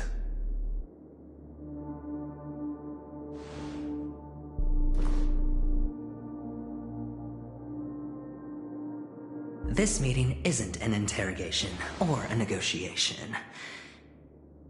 It's an outright execution. Why would I do that, Mr. Aventurine? I'm just wondering what a passerby who stumbled upon a scene of a murder could have found out. That's all. By the way, before you go, I have a personal question. What is it now? Do you truly wish to bring about the destruction of this world? Kakavasha! Where did you go? Oh, are you injured? I got it back, sister. You went to look for them? That's too dangerous. It's just a necklace. It's neither food nor water. We can survive without it. But I can't live without you, little brother. Promise me not to look for those catechins again, okay? Sister, don't be afraid. The catechins are fools, but I'm smart. I played a game with them, and I won. Won? What happened exactly? Tell me. I made a bet with them. The 2 birds in the desert and me. Who will die first? I won. They suspected me of cheating, But I didn't. I won fair and square. Of course. Of course you'd win. You've always been a lucky child. Gaiathra Triclops must be watching over you. But that's no reason to push your luck by going up against those bloodthirsty, cruel catechins. Have you forgotten how Mom and Dad...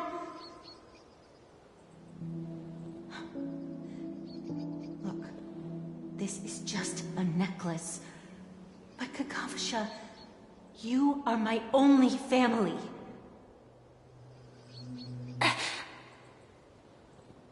I'm sorry, sister. I thought you'd be happy. Because Mom left you this necklace. There'll be no next time. It is important. But not as important as you, my dearest brother. I don't blame you, but you must remember what Mom said. Pain and poverty are the trials of Gaiathra Triclops. She has also granted us a chance. And that's your good luck, Kakavasha. Your good luck is the most precious wealth we, all Avgin, have. You're a child blessed by Gaiathra Triclops and can lead the clan to happiness. So always remember to protect yourself and never resent the pain and poverty you're going through. All right?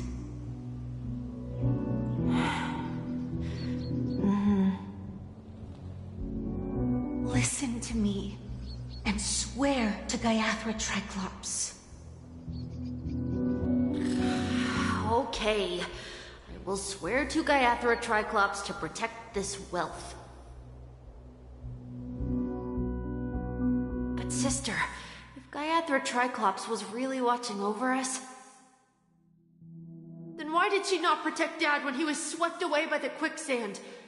After all, Dad went to the Catechins' land only to prepare for Gaiathra Triclops' offerings. And where was Gaiathra Triclops when Mom was shivering in our arms? Mom was still pleading for Gaiathra Triclops' forgiveness under her breath until the moment she closed her eyes. Sister, everyone praises me for being smart, but I don't get it. If every rain pour was Gaiathra Triclops' forgiveness and grace, then how bad were our sins?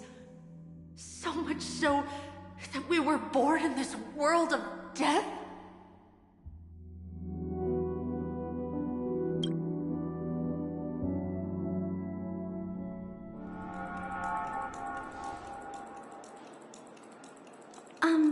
Excuse me.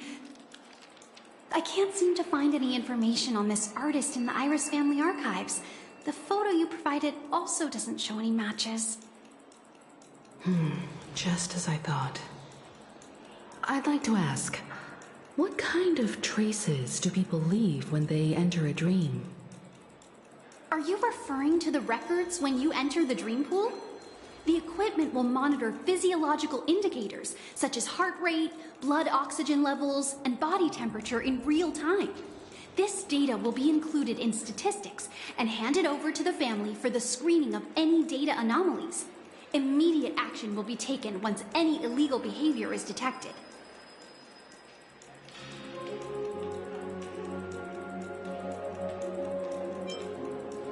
Please rest assured, your vitals are monitored in case of emergencies, allowing us to wake you if necessary. This is all for the safety of our guests. Can I trouble you to access the records? I apologize. The hotel does not have access. This information is managed by the Bloodhound family. We can only gain access if there's a problem. Looks like nothing can be found here. At least we know who to look for next. We can ask the Bloodhound family for information. Thank you for your assistance, Miss Allie. By the way, is Miss Robin doing fine? We are looking forward to her performance. Fine? What does that mean? Is there something wrong with Miss Robin? The preparations for the Charmony Festival have been proceeding smoothly, so I guess things are pretty good. I believe she will be able to put on a spectacular show for all of you. I'm sure. Sure enough, no one knows about Miss Robin. I'm not surprised.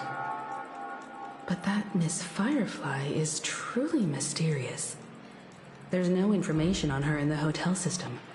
Even if she's a stowaway, she should have a disguised identity after entering the planet. She's also in the running for the legacy. How is she going to sneak into the dreamscape unnoticed? Is there any other way to enter a dream? Besides the hotel room's dream pool?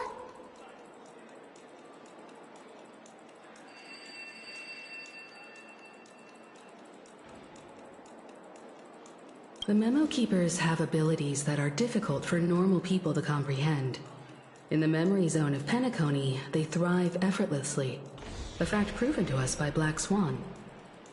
The hacker girl from the Stellaron Hunters used extraordinary means to unlock the Dreamscape Hotel's seal. According to the scene witnessed by her, it is likely that they are behind Miss Firefly's case.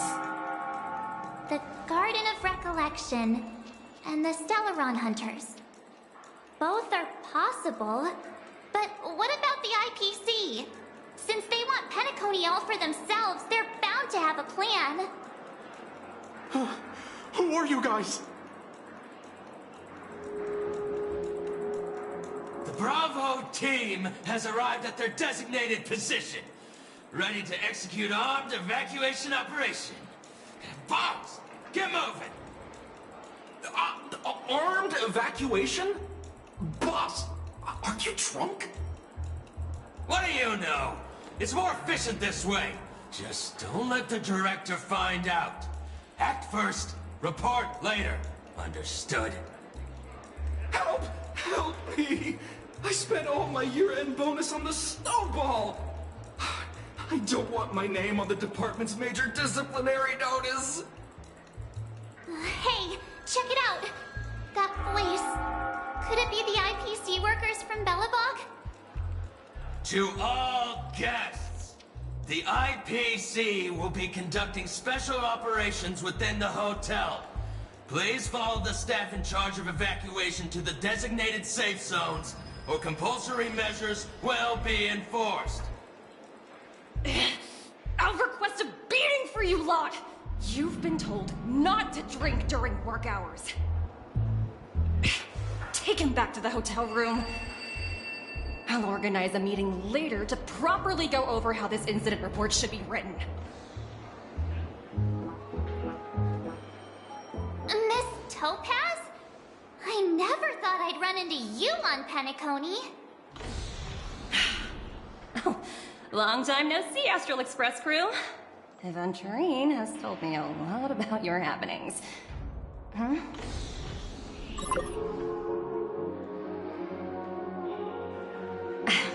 It's fine. Do as they ask, and try to avoid any conflicts with the family.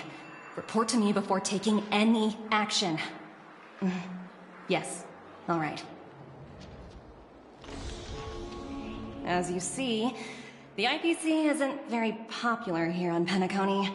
Cordiality from the family is a mere facade. The former frontier prison has turned around and cuffed its shackles on the IPC staff now. Only Aventurine, who carries an invitation, is allowed to attend the banquet. An entourage like us, we can only sit around in the reality hotel, unauthorized to even enter dreams. No wonder Aventurine's scrambling to partner up with someone. The IPC can't back him up in the dreamscape. His situation isn't optimistic, I hear. You're all helping to investigate some dirt on the family, are you not? Let me know if you need anything outside the dreamscape. The IPC always treats its partners well. Thank you, Miss Topaz. We're on our way to the Hounds to verify some intel. Perhaps you've had dealings with them? Yep. They're tailing us right now. Why not go and talk to them? They don't take the spotlight off me. Being constantly stared at is really uncomfortable.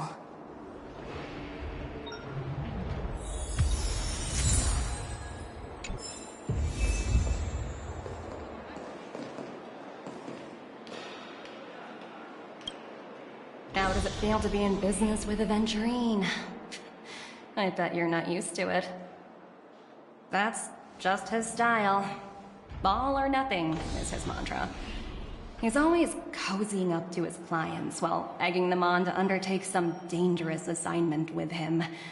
But everyone has their merits, so I won't comment further. But Aventurine's luck has always been good. He's always closed all his cases without a hitch, and basically never lost a gamble. Which is why, on the issue of retaking Penacony, I'm watching with keen interest.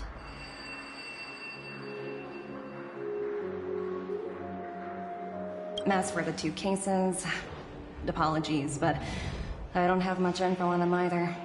All I can do is ask you to keep digging for more details.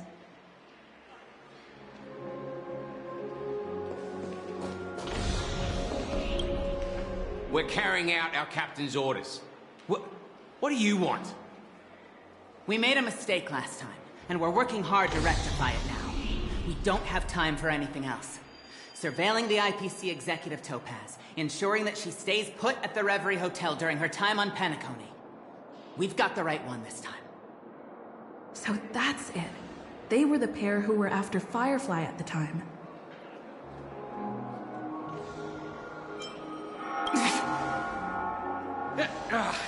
It's you again. Back for more trouble? We're not afraid of you this time. Well, spit it out.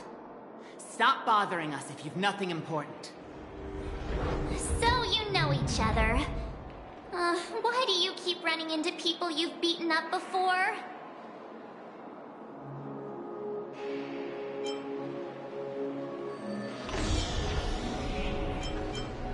That's right.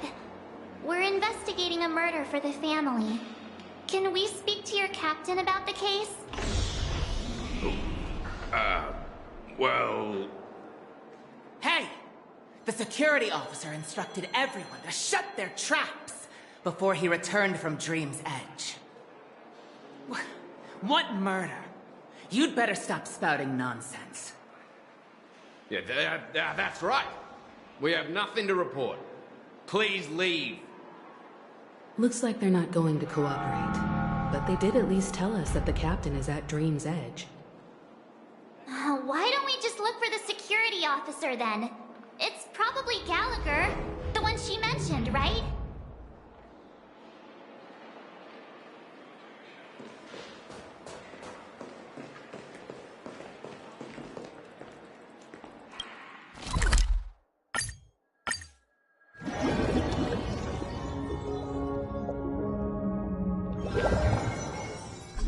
Such tight security.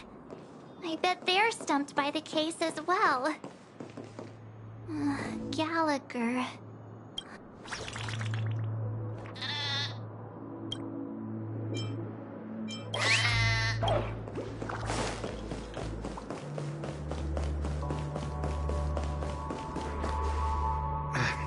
Apologies. The Bloodhound family is running an investigation up ahead. No unauthorized personnel allowed. Hold on a minute. I think I've seen you before. The gray-haired one.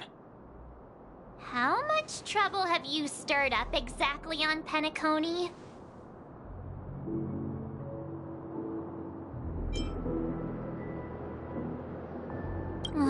You think you look alike?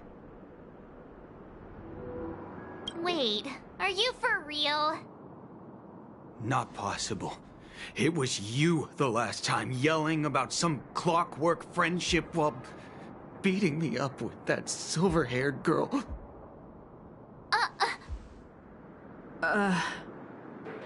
I'm not letting you get by this time. Please leave, or I'll have to get on my knees and beg you. Huh? What kind of heinous crime have you committed now? Hold on, sir. We have documents authorized by the family that would aid your investigation. If it wouldn't trouble you, could we see this Mr. Gallagher? Who exactly is this Gallagher you keep talking about? There's been a few people mentioning this name. Even the one with the gray hair. He didn't send you all here? It was the security officer who dispatched us. That's all I can divulge. He'll do! He's the one we've been looking for! Sorry, no can do. The boss said that since it's a matter of the family's reputation, no one's allowed through. Everyone, please leave. There's really no need for us to make things difficult for each other, right? We're really sorry for troubling you. Let's think of another way. Another way... that's it! Didn't they say something about that... what was it? Clockwork? That got this guy to change his mind? Can you perform it again? That... clocky magic!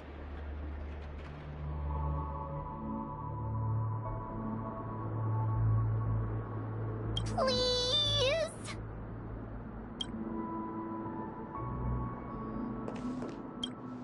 Sorry, no can do. The boss said, everyone, please leave.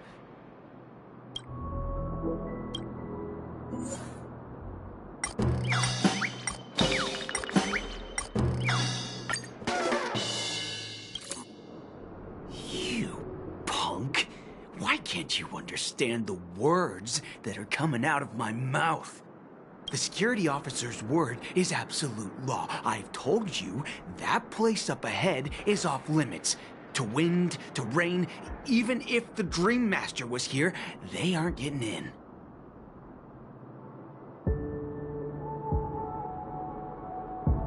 That's just a metaphor. A metaphor. Don't you get it? Oh, I'm warning you. If you keep insisting, I'm gonna have to show you my true power. He looks kinda angry now. Should we? Humans never learn. Oh, great. Even if Klapoth were here, they wouldn't be able to protect him. There is no meaning to death in defiance. Why do you not understand? Sweet Dreams Troop, charge! Teach them a lesson they won't forget!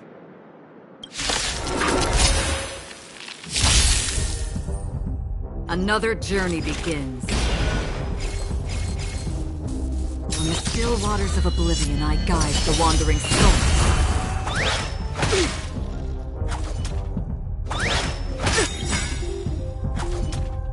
Lance ablaze! Flaming lance! Forward! I'm gonna hold everyone back again!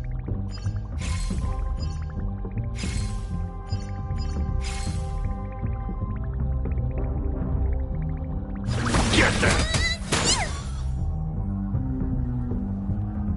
Fracture! Dazzling ninja, here to vanquish! Your colors first!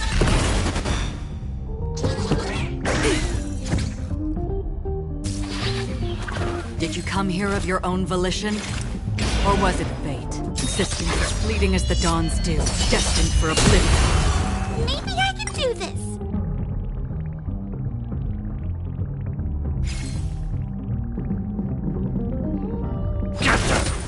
Lance at the ready.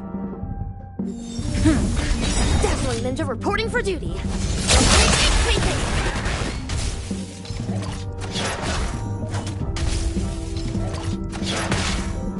Another journey begins. Destined for oblivion. I can do this! Get them! I'm on guard.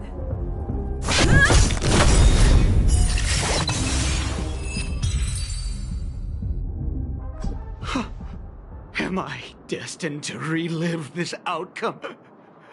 Looks like you and I have been plunged into a cycle of despair. Oh, what's he talking about? However, this time, I will sever the chains of tragedy. The only way any of you will pass is over my dead body! He doesn't have to be so melodramatic, does he? Looks like he still doesn't want to budge an inch.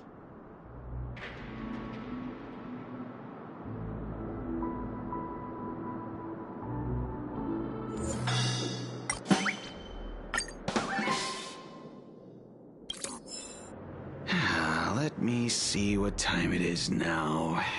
Whoa! It's this time already? What? Time to clock out! And no one's gonna stop me.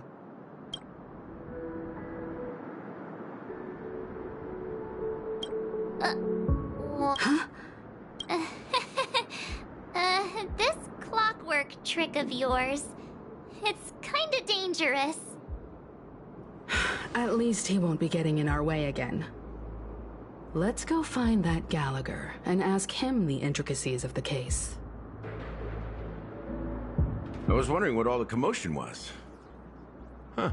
Oh, it's you guys. Welcome. Since you made it here, what can I do for you? Hello, Mr. Gallagher, sir. Judging from your tone, it sounds like you were expecting us. Miss Himiko, you're too polite. There's no need to call me sir. Mr. Gallagher, you even know my name. Of course I do. You and honorable guests of the Watchmaker. I had an encounter with this lady in the Golden Hour. I remember that little silver-haired girl was there too. I'm sorry for what happened to that kid.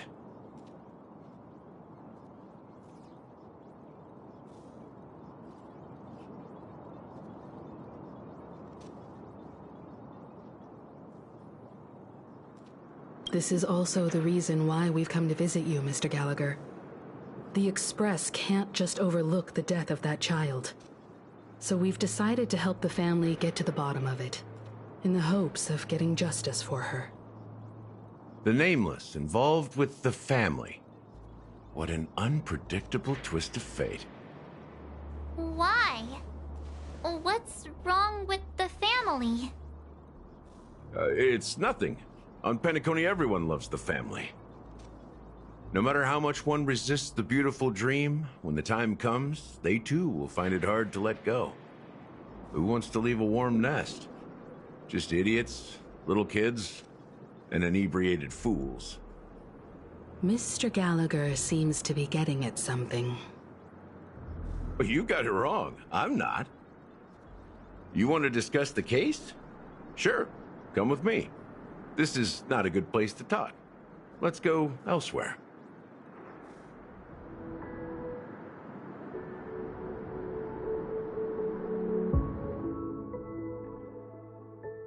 Even after that chilling tragedy, this dream is still running effortlessly.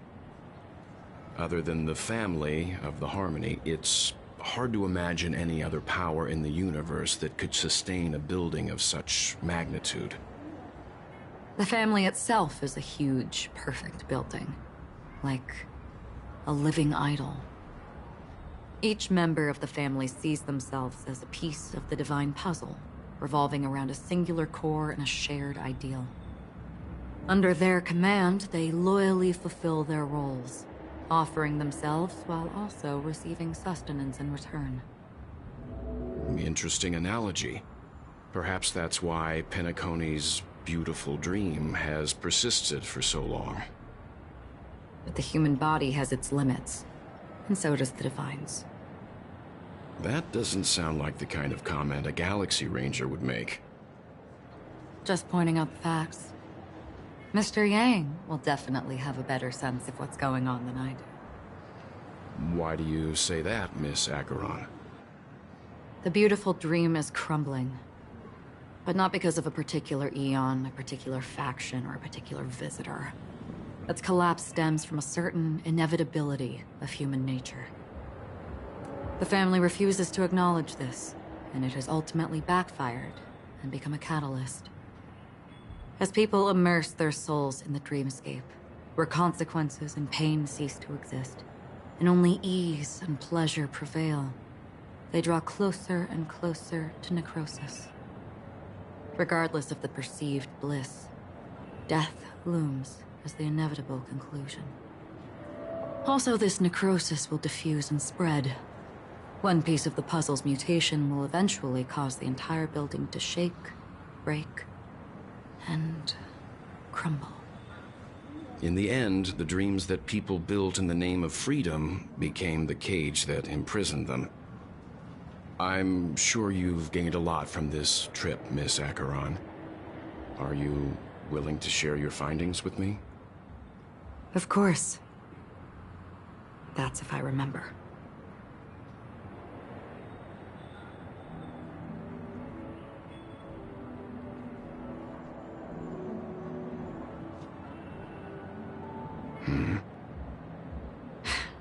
Don't mind me. It's just a habit.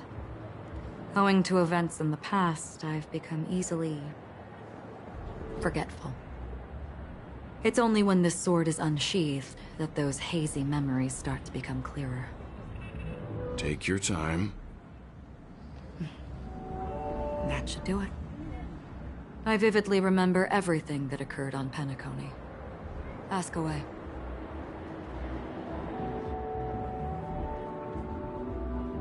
The moment of daybreak. I've heard that's where the Dawn Factory, which processes the foundation of the dreamscape, is located. Behind the dreamscape's song and dance stand many imagination factories. Workers create all kinds of whimsical works day in and day out in their dreams. Then they return to reality and sleep on a narrow bed in a room. A far cry from luxury. They say it will suffice. Experiencing the bizarre and motley dreamscape is the best reward. There I encountered a young woman who had just come of age. The perfect time to indulge in beautiful dreams. Her greatest wish was to one day move to the golden hour and see the magnificent garments she had woven with her own hands. For certain reasons, her wish was difficult to fulfill. But I managed to bring her a garment. Gilded Hour. It's said to be Penacony's currency center. Yes. It is a fortress-like financial city, the economic heart of the dreamscape. The Pepeshi people of the Alfalfa family are there to keep it running, sending blood that is made from money everywhere on Penacony. Everyone there is exquisitely dressed and always in a hurry. The greatest wish of the local Pepeshi people is for their future generations to work in the Gilded Hour. I've never met anyone who is willing to talk. I could only stand at the crossroads, watching crowds of people hurrying like the wind through the jungle of steel, only to deposit the alfalfa credits that they'd earned into the bank's vault. I don't know if they would open the vault door, but before I left, I witnessed a well-dressed Pepeshi person plummet from the sky, while those around him continued on their way, unfazed.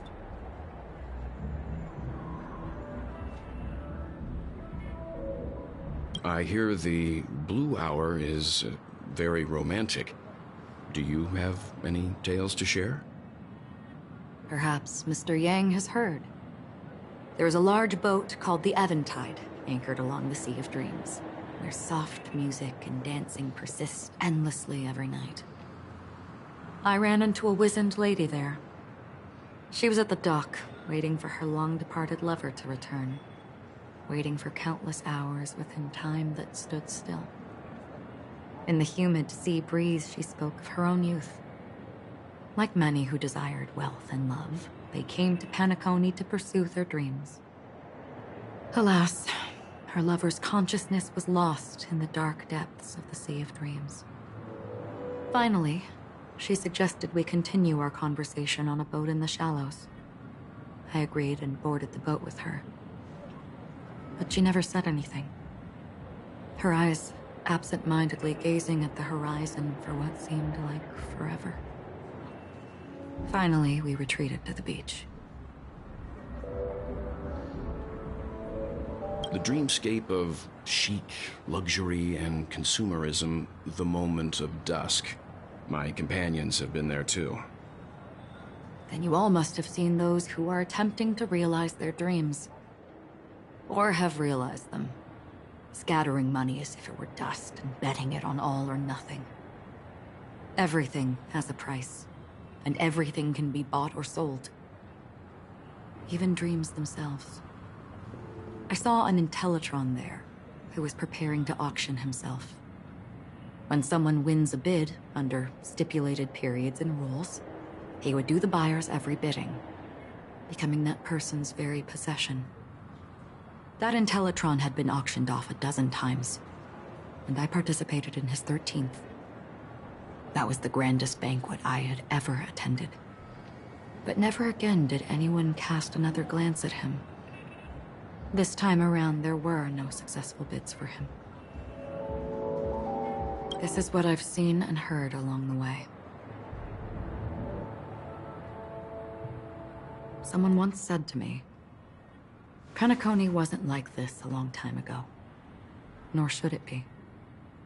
I've traveled through the reality and dreamscape of the planet of festivities. Watched the tides of night rise and fall when time stopped for people. Where the spirits of the rich and impoverished remain forever fixed on their own scales.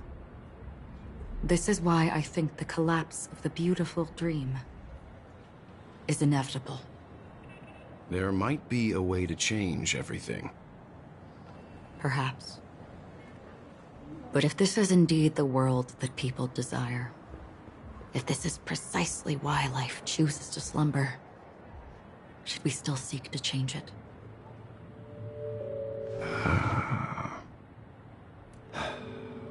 Miss Acheron, now it's my turn to share a story with you.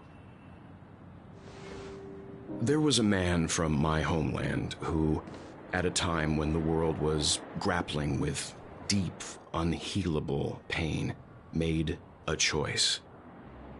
He wove together the dreams of everyone in the world, linking people's dreamscapes, and shouldered this burden himself.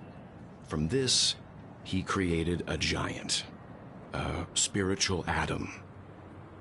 And since that moment, the giant stood between heaven and earth, becoming the pillar of the world's existence.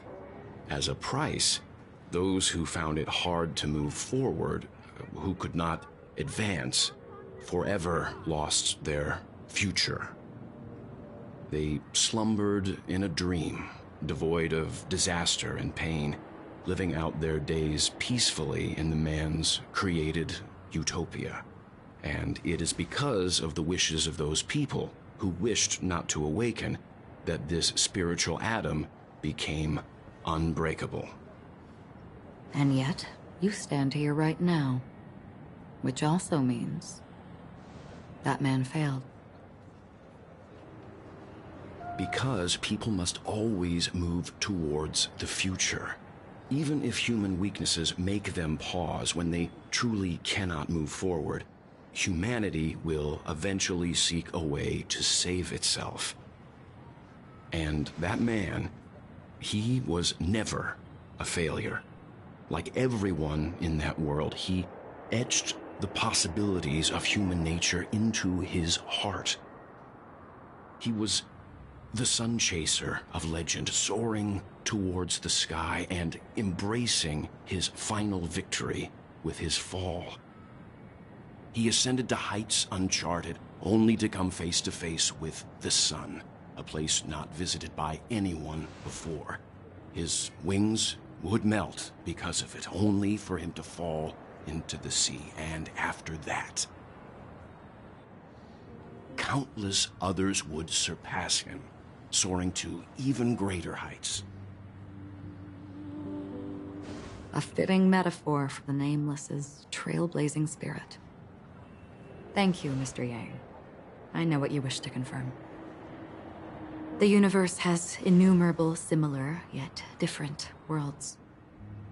In these worlds, there are innumerable people who look alike yet don't.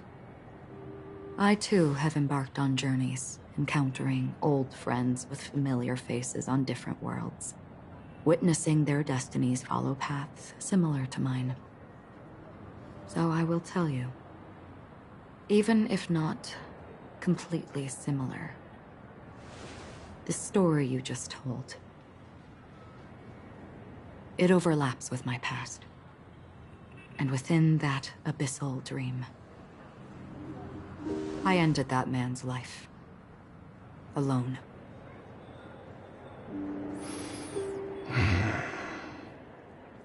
I am not who you think I am, nor will my home be as fortunate as your world. I am sorry. It's fine. I don't mind, so long as I can alleviate your suspicions.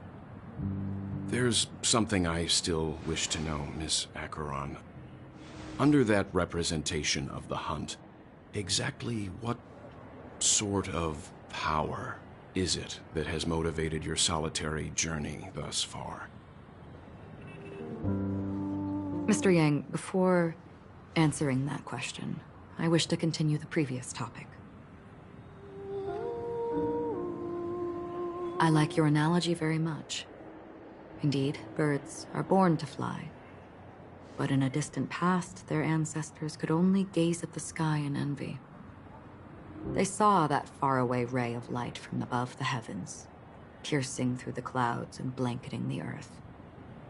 And so, time and time again, generation after generation, the birds spread their wings and took to the sky, attempting to touch its ceiling, all because the sun was there.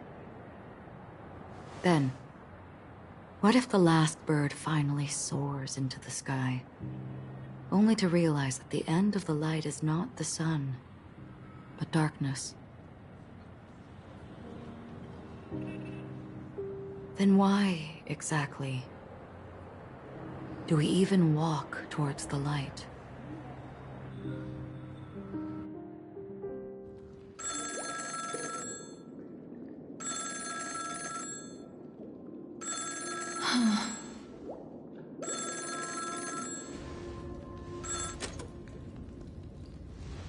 Long time no see. Having fun on Penacony? Acheron? This voice, it's not Constance. Could it be her companion? Though I don't know exactly what you are, or what you're up to, my bullets will find you. Until then, you best find a casket store on Penacony and ask the owner to reserve a good quality casket for you, imposter. Imposter? I see. She gave my whereabouts to someone who's tracking Acheron too. Who are you? Huh? Did I make a mistake? Who the fudge are you? I'm the Garden of Recollection's memo keeper. Not bad. This is the kind of tough challenge I like. You that imposter's bodyguard? Never mind. It's fine. I'll leave a round for you. So get that forehead clean and wait for me. I don't know what you're talking about, but you know Acheron, the Galaxy Ranger, yes? I have something to ask you. Are you asking me to write your will? Sure. Go ahead. Not quite. I only want to ask, how exactly did she become a Galaxy Ranger? She's clearly not a pathstrider of the hunt, but you are, aren't you? Tell me, what's Acheron's deal? Sure. Fudge, what a stroke of luck. Well, I'll be on Penacony soon. Memo Keeper, Go buy a bottle of his Donna's White Oak and warm it up.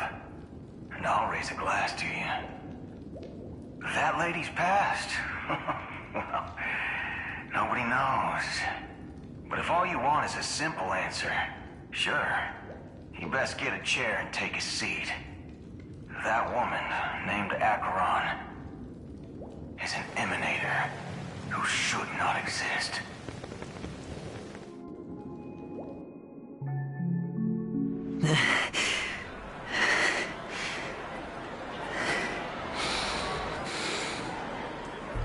You look pale. Or is that also part of your act? I didn't think you'd have the nerve to show yourself. I thought this was exactly what you wanted.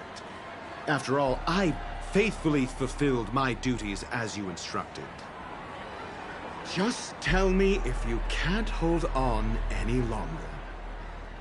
So, the genius of the Council of Mundanites wants to be my Undertaker now.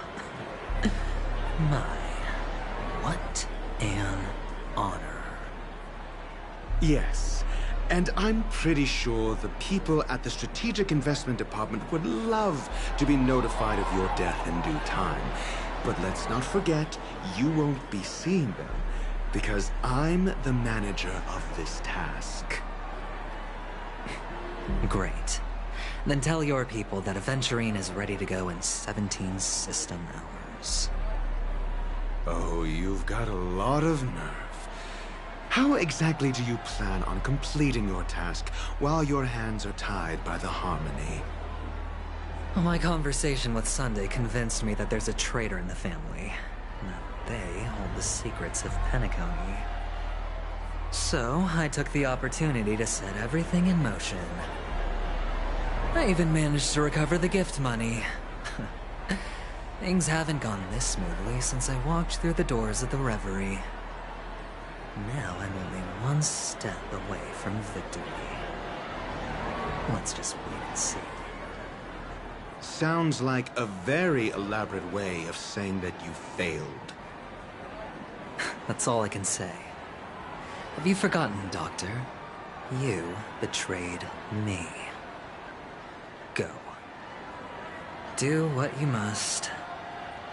I look forward to the sight of the IPC fleet surrounding Penacony.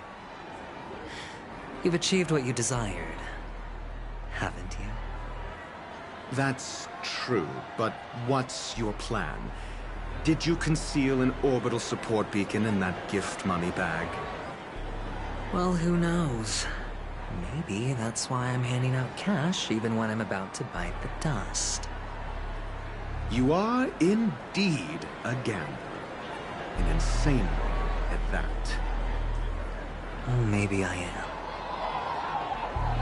Who knows? Fine. Here, take this.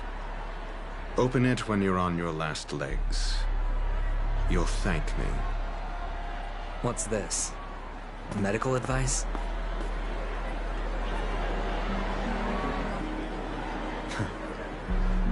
You catch on pretty fast, Doctor.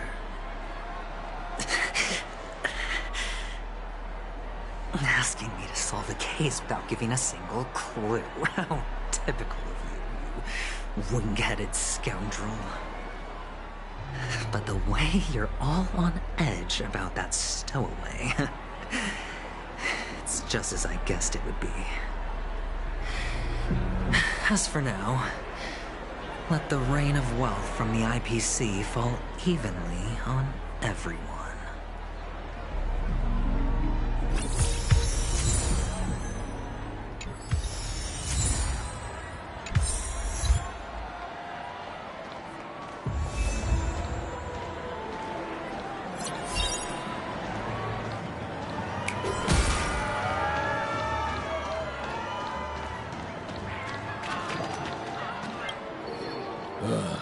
The world has truly lost its way.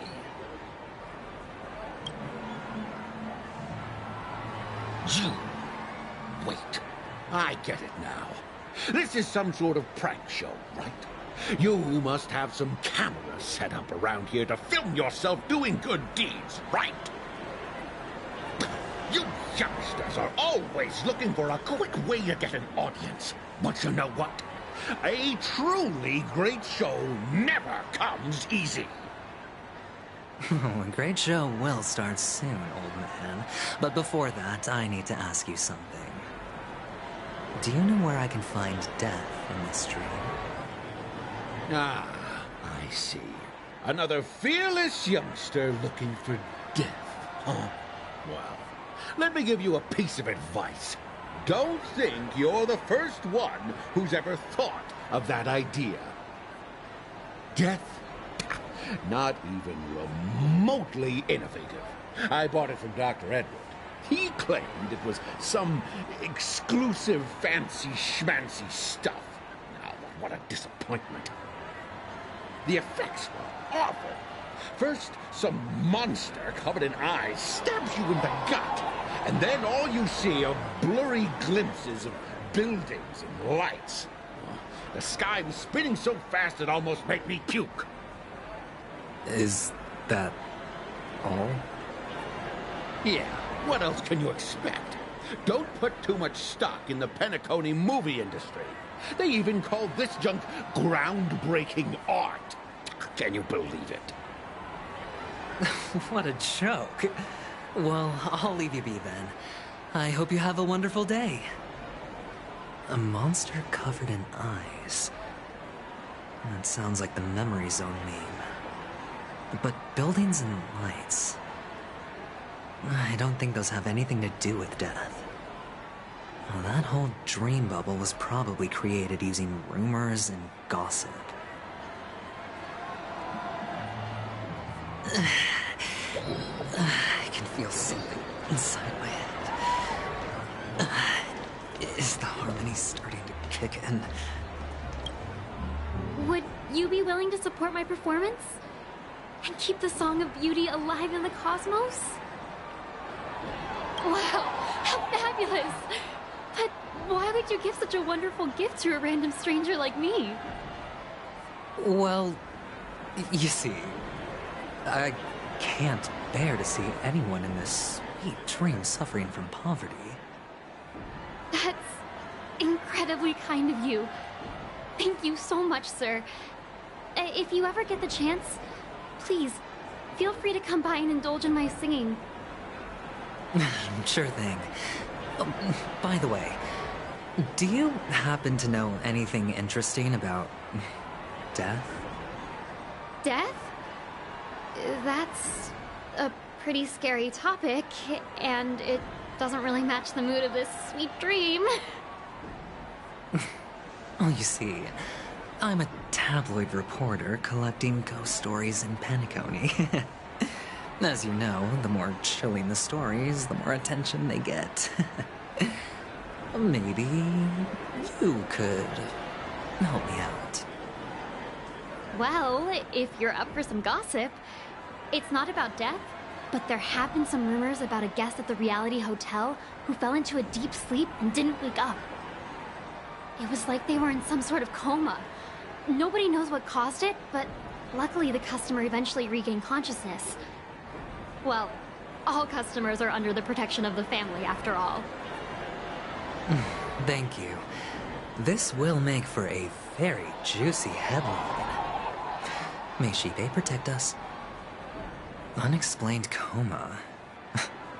That's actually what happens to your body if your brain dies in a dream. But unfortunately, the customer ended up waking up in the end.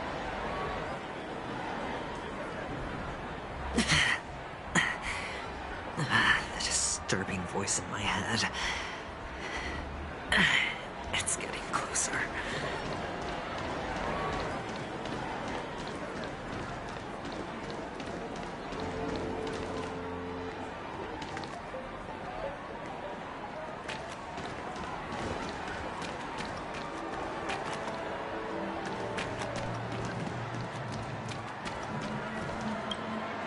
A sip of liquor. A blissful reprieve. To drown 1,000 sorrows. Let worries leave. I know I have what it takes to become a poet. Oh? You're giving these gems to me? Didn't expect to meet such a generous soul in this place. Or are you just pitying me? Well, it really doesn't matter.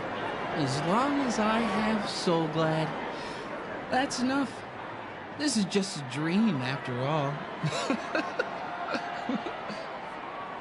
You really shouldn't drink so much Soul Glad, my friend. It's not good for your health. Oh. Maybe I really should quit. But not before meeting the Devil of Soul Glad.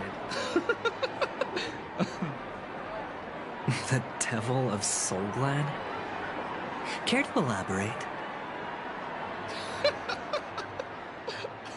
Yeah. It's a seahorse with a long neck. They say it loves to appear to drunk people, especially the ones who are passed out on the side of the road. How funny. Yes. Very funny indeed. Thank you.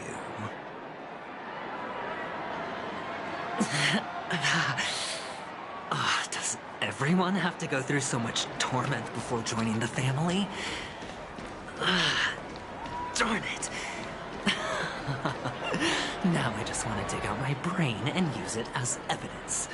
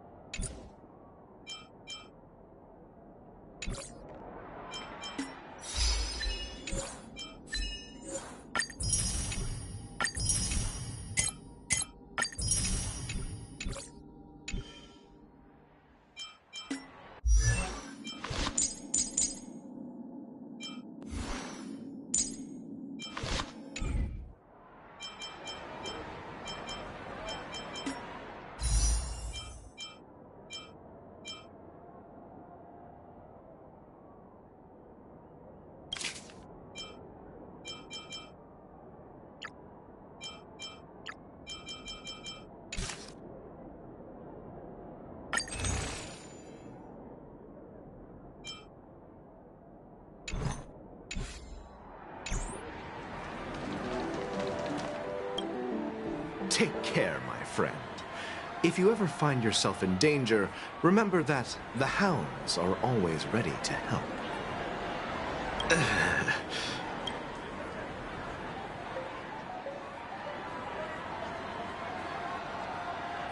You don't look good, my friend. If you need assistance, I can contact the hotel and have them wake you up forcefully.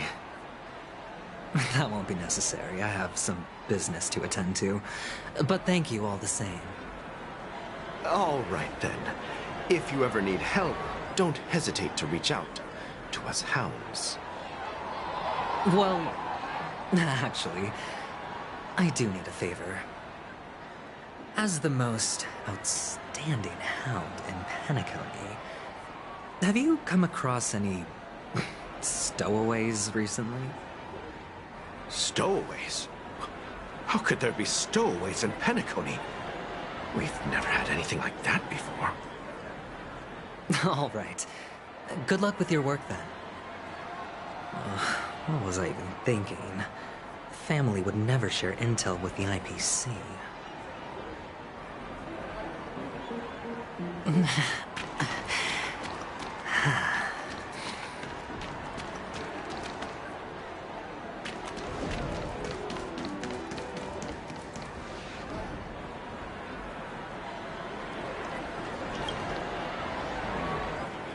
Were you wanting to talk to me?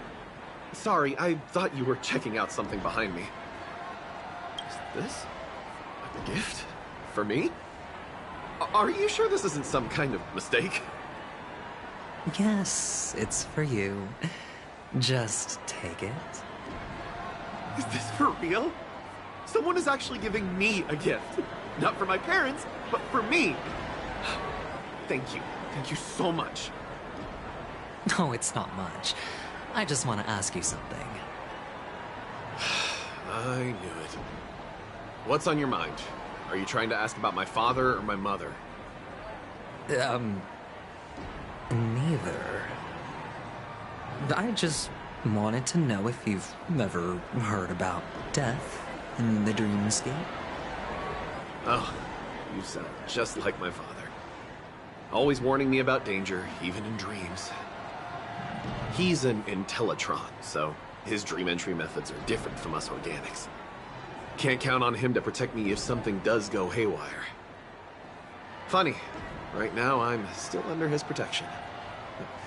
How ironic.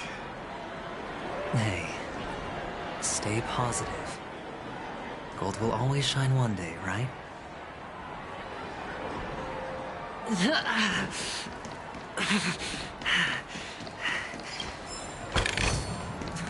This is hardly enough for a seat at the table.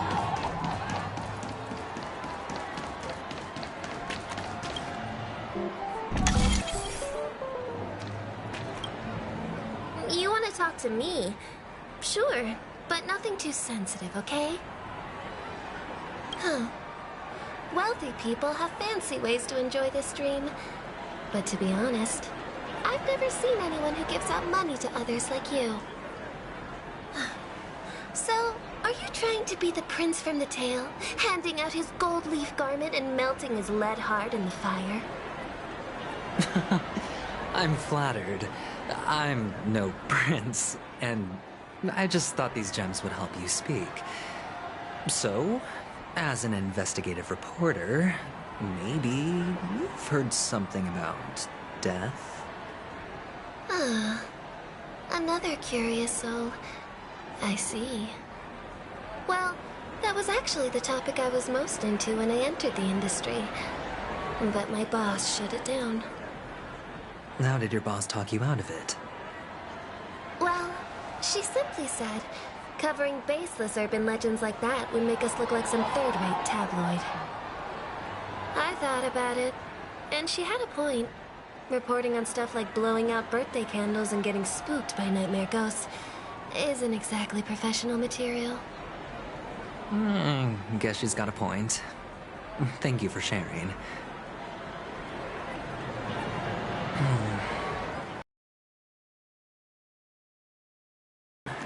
Nightmare ghosts. The gems in my bag are running low. Well, let's see if my last lucky interviewee brings some surprises. Remember what I said. You Sigonians are better off hiding in the sewers. Look at you, snooping around and sticking your nose everywhere. Is the smell of death so enticing, my fine fellow? Oh, it's you, masked fool. I should have guessed it. You're the imposter who appeared on TV after Robin's death, right? I heard you got caught by the family. I gave you a clear clue. Befriend a mute. Simple and straightforward, you know? And what did you do? You messed it up and ended up as their prisoner. I told you to make friends with a mute, not become one yourself. You really let me down. What do you mean? You know better than I do. Who watched the little songbird that couldn't sing perish right before their eyes? You did, Blondie. No, I mean... What did you mean by becoming one myself? Well, it means you'll soon end up like her, unable to speak ever again.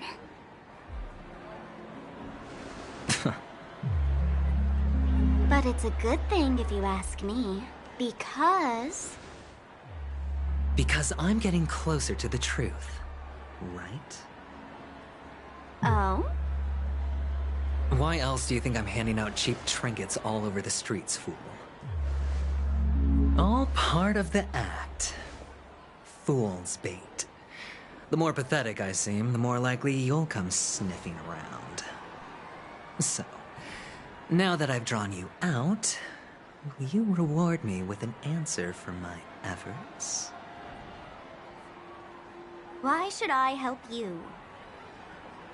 Don't you want to see Penacony descend into... chaos? Well, I can make that happen. I just need an answer to one question. Back then, when you asked me to find a mute, did you really mean Robin?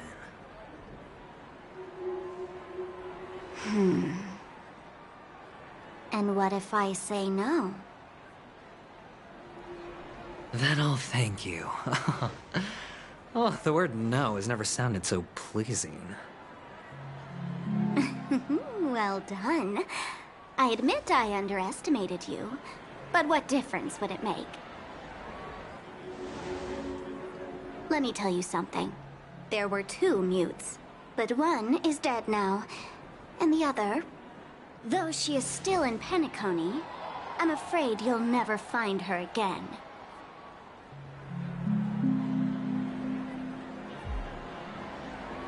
Now I'm completely sure that I was on the right track from the beginning and never strayed, fool. Right now, there are only 2 things missing from my grasp. The meaning behind the truth, and the means to expose it. How impressive. That's quite a fancy way of saying I haven't learned anything so far. Not exactly. I've gathered enough clues to prove its existence. And that's enough for me. As for the answers to my questions, I'll find them within 16 system hours. Oh, really? Only 16 system hours? Well, let me lend you a hand. Here you go. This is my precious, mutually assured destruction button, and I have one just like it. When either of us presses it, the other and the whole of Penacony will go up in smoke. If you're really so desperate for the IPC to take over Penacony, blowing up the chessboard isn't a bad idea. Start from scratch. That's where the IPC excels, right?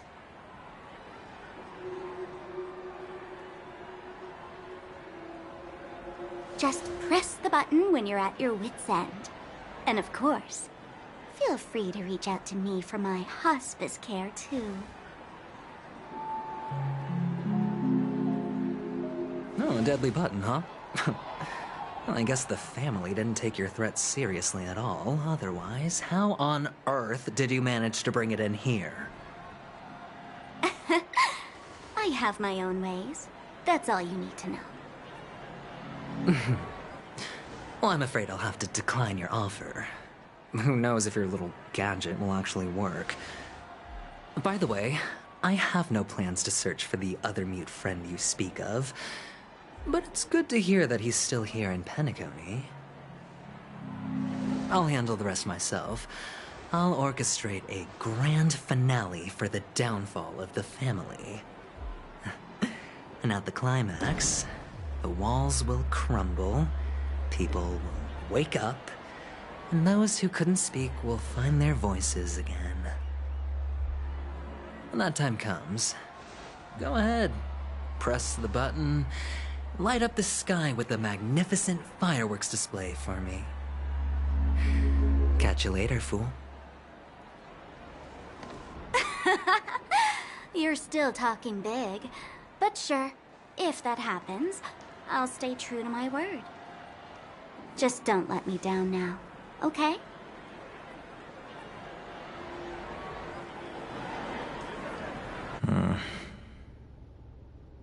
So, number 35. You're back. Like your new lucky charm? Can a commodity code really be considered a lucky charm? Silence! I didn't give you permission to speak, you Sigonian hound.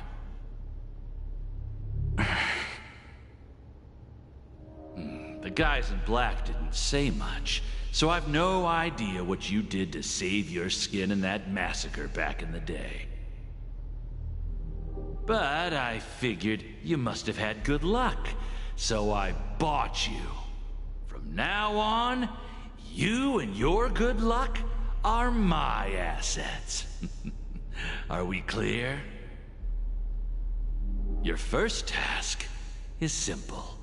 In addition to you, I've purchased 34 other slaves. Go, play a game with them. If you come out alive after 2 days, it proves that you're the real deal. You're insane. Testing out if you're a good product. Aren't you worried that the money you spent on me will go to waste? I've got stacks on stacks, Blondie. The slave market is never short of self-righteous brats like you. But you look good, and that's why many customers are betting their fortunes on a scrawny brat like you. So go along now, and don't let your master down.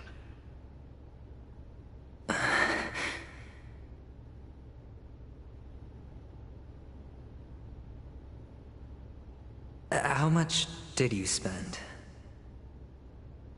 What? My price. How much did you pay for me? Huh. You really want to know? Well, it was 60 tanba. No more, no less. I'll take my chances. 30 tanba. If I come back alive, you'll give me 30 tanba. Deal? Are you trying to strike a bet with me? Oh, you've got some guts. Yeah, sorry, but that won't do. Don't forget your place, slave. You're not qualified to be at the table. You're just a chip. A life thrown away in someone else's hands. Either you come back with more chips for your master, or you never come back. It's all or nothing.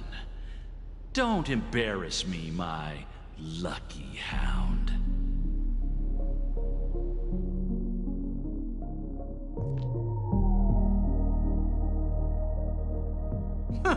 What brings you here, Gallagher? Some friends from the old days.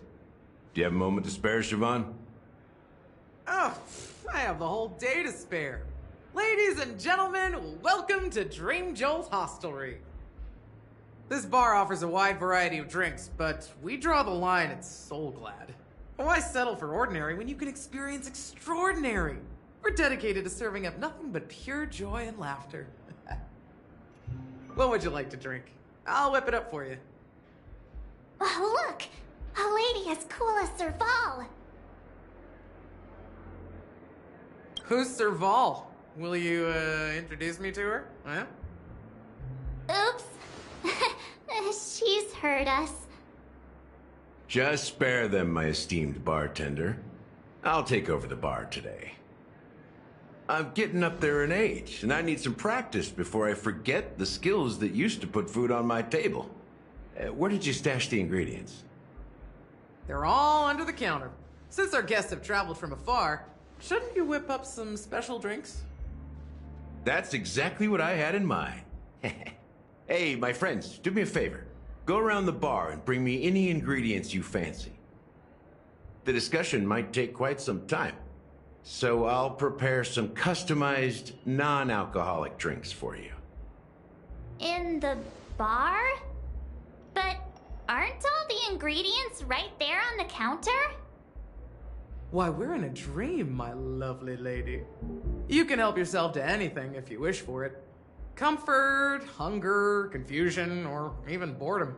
It's all within reach, right at your fingertips.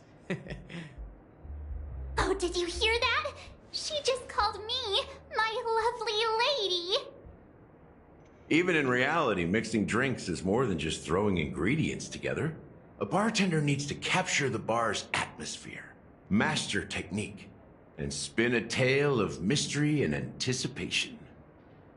Only then can a perfect drink crafted with a customer's life story be created. In other words, what you get from your drink is down to luck, so don't overthink it. Indecisiveness has no place when it comes to enjoyment.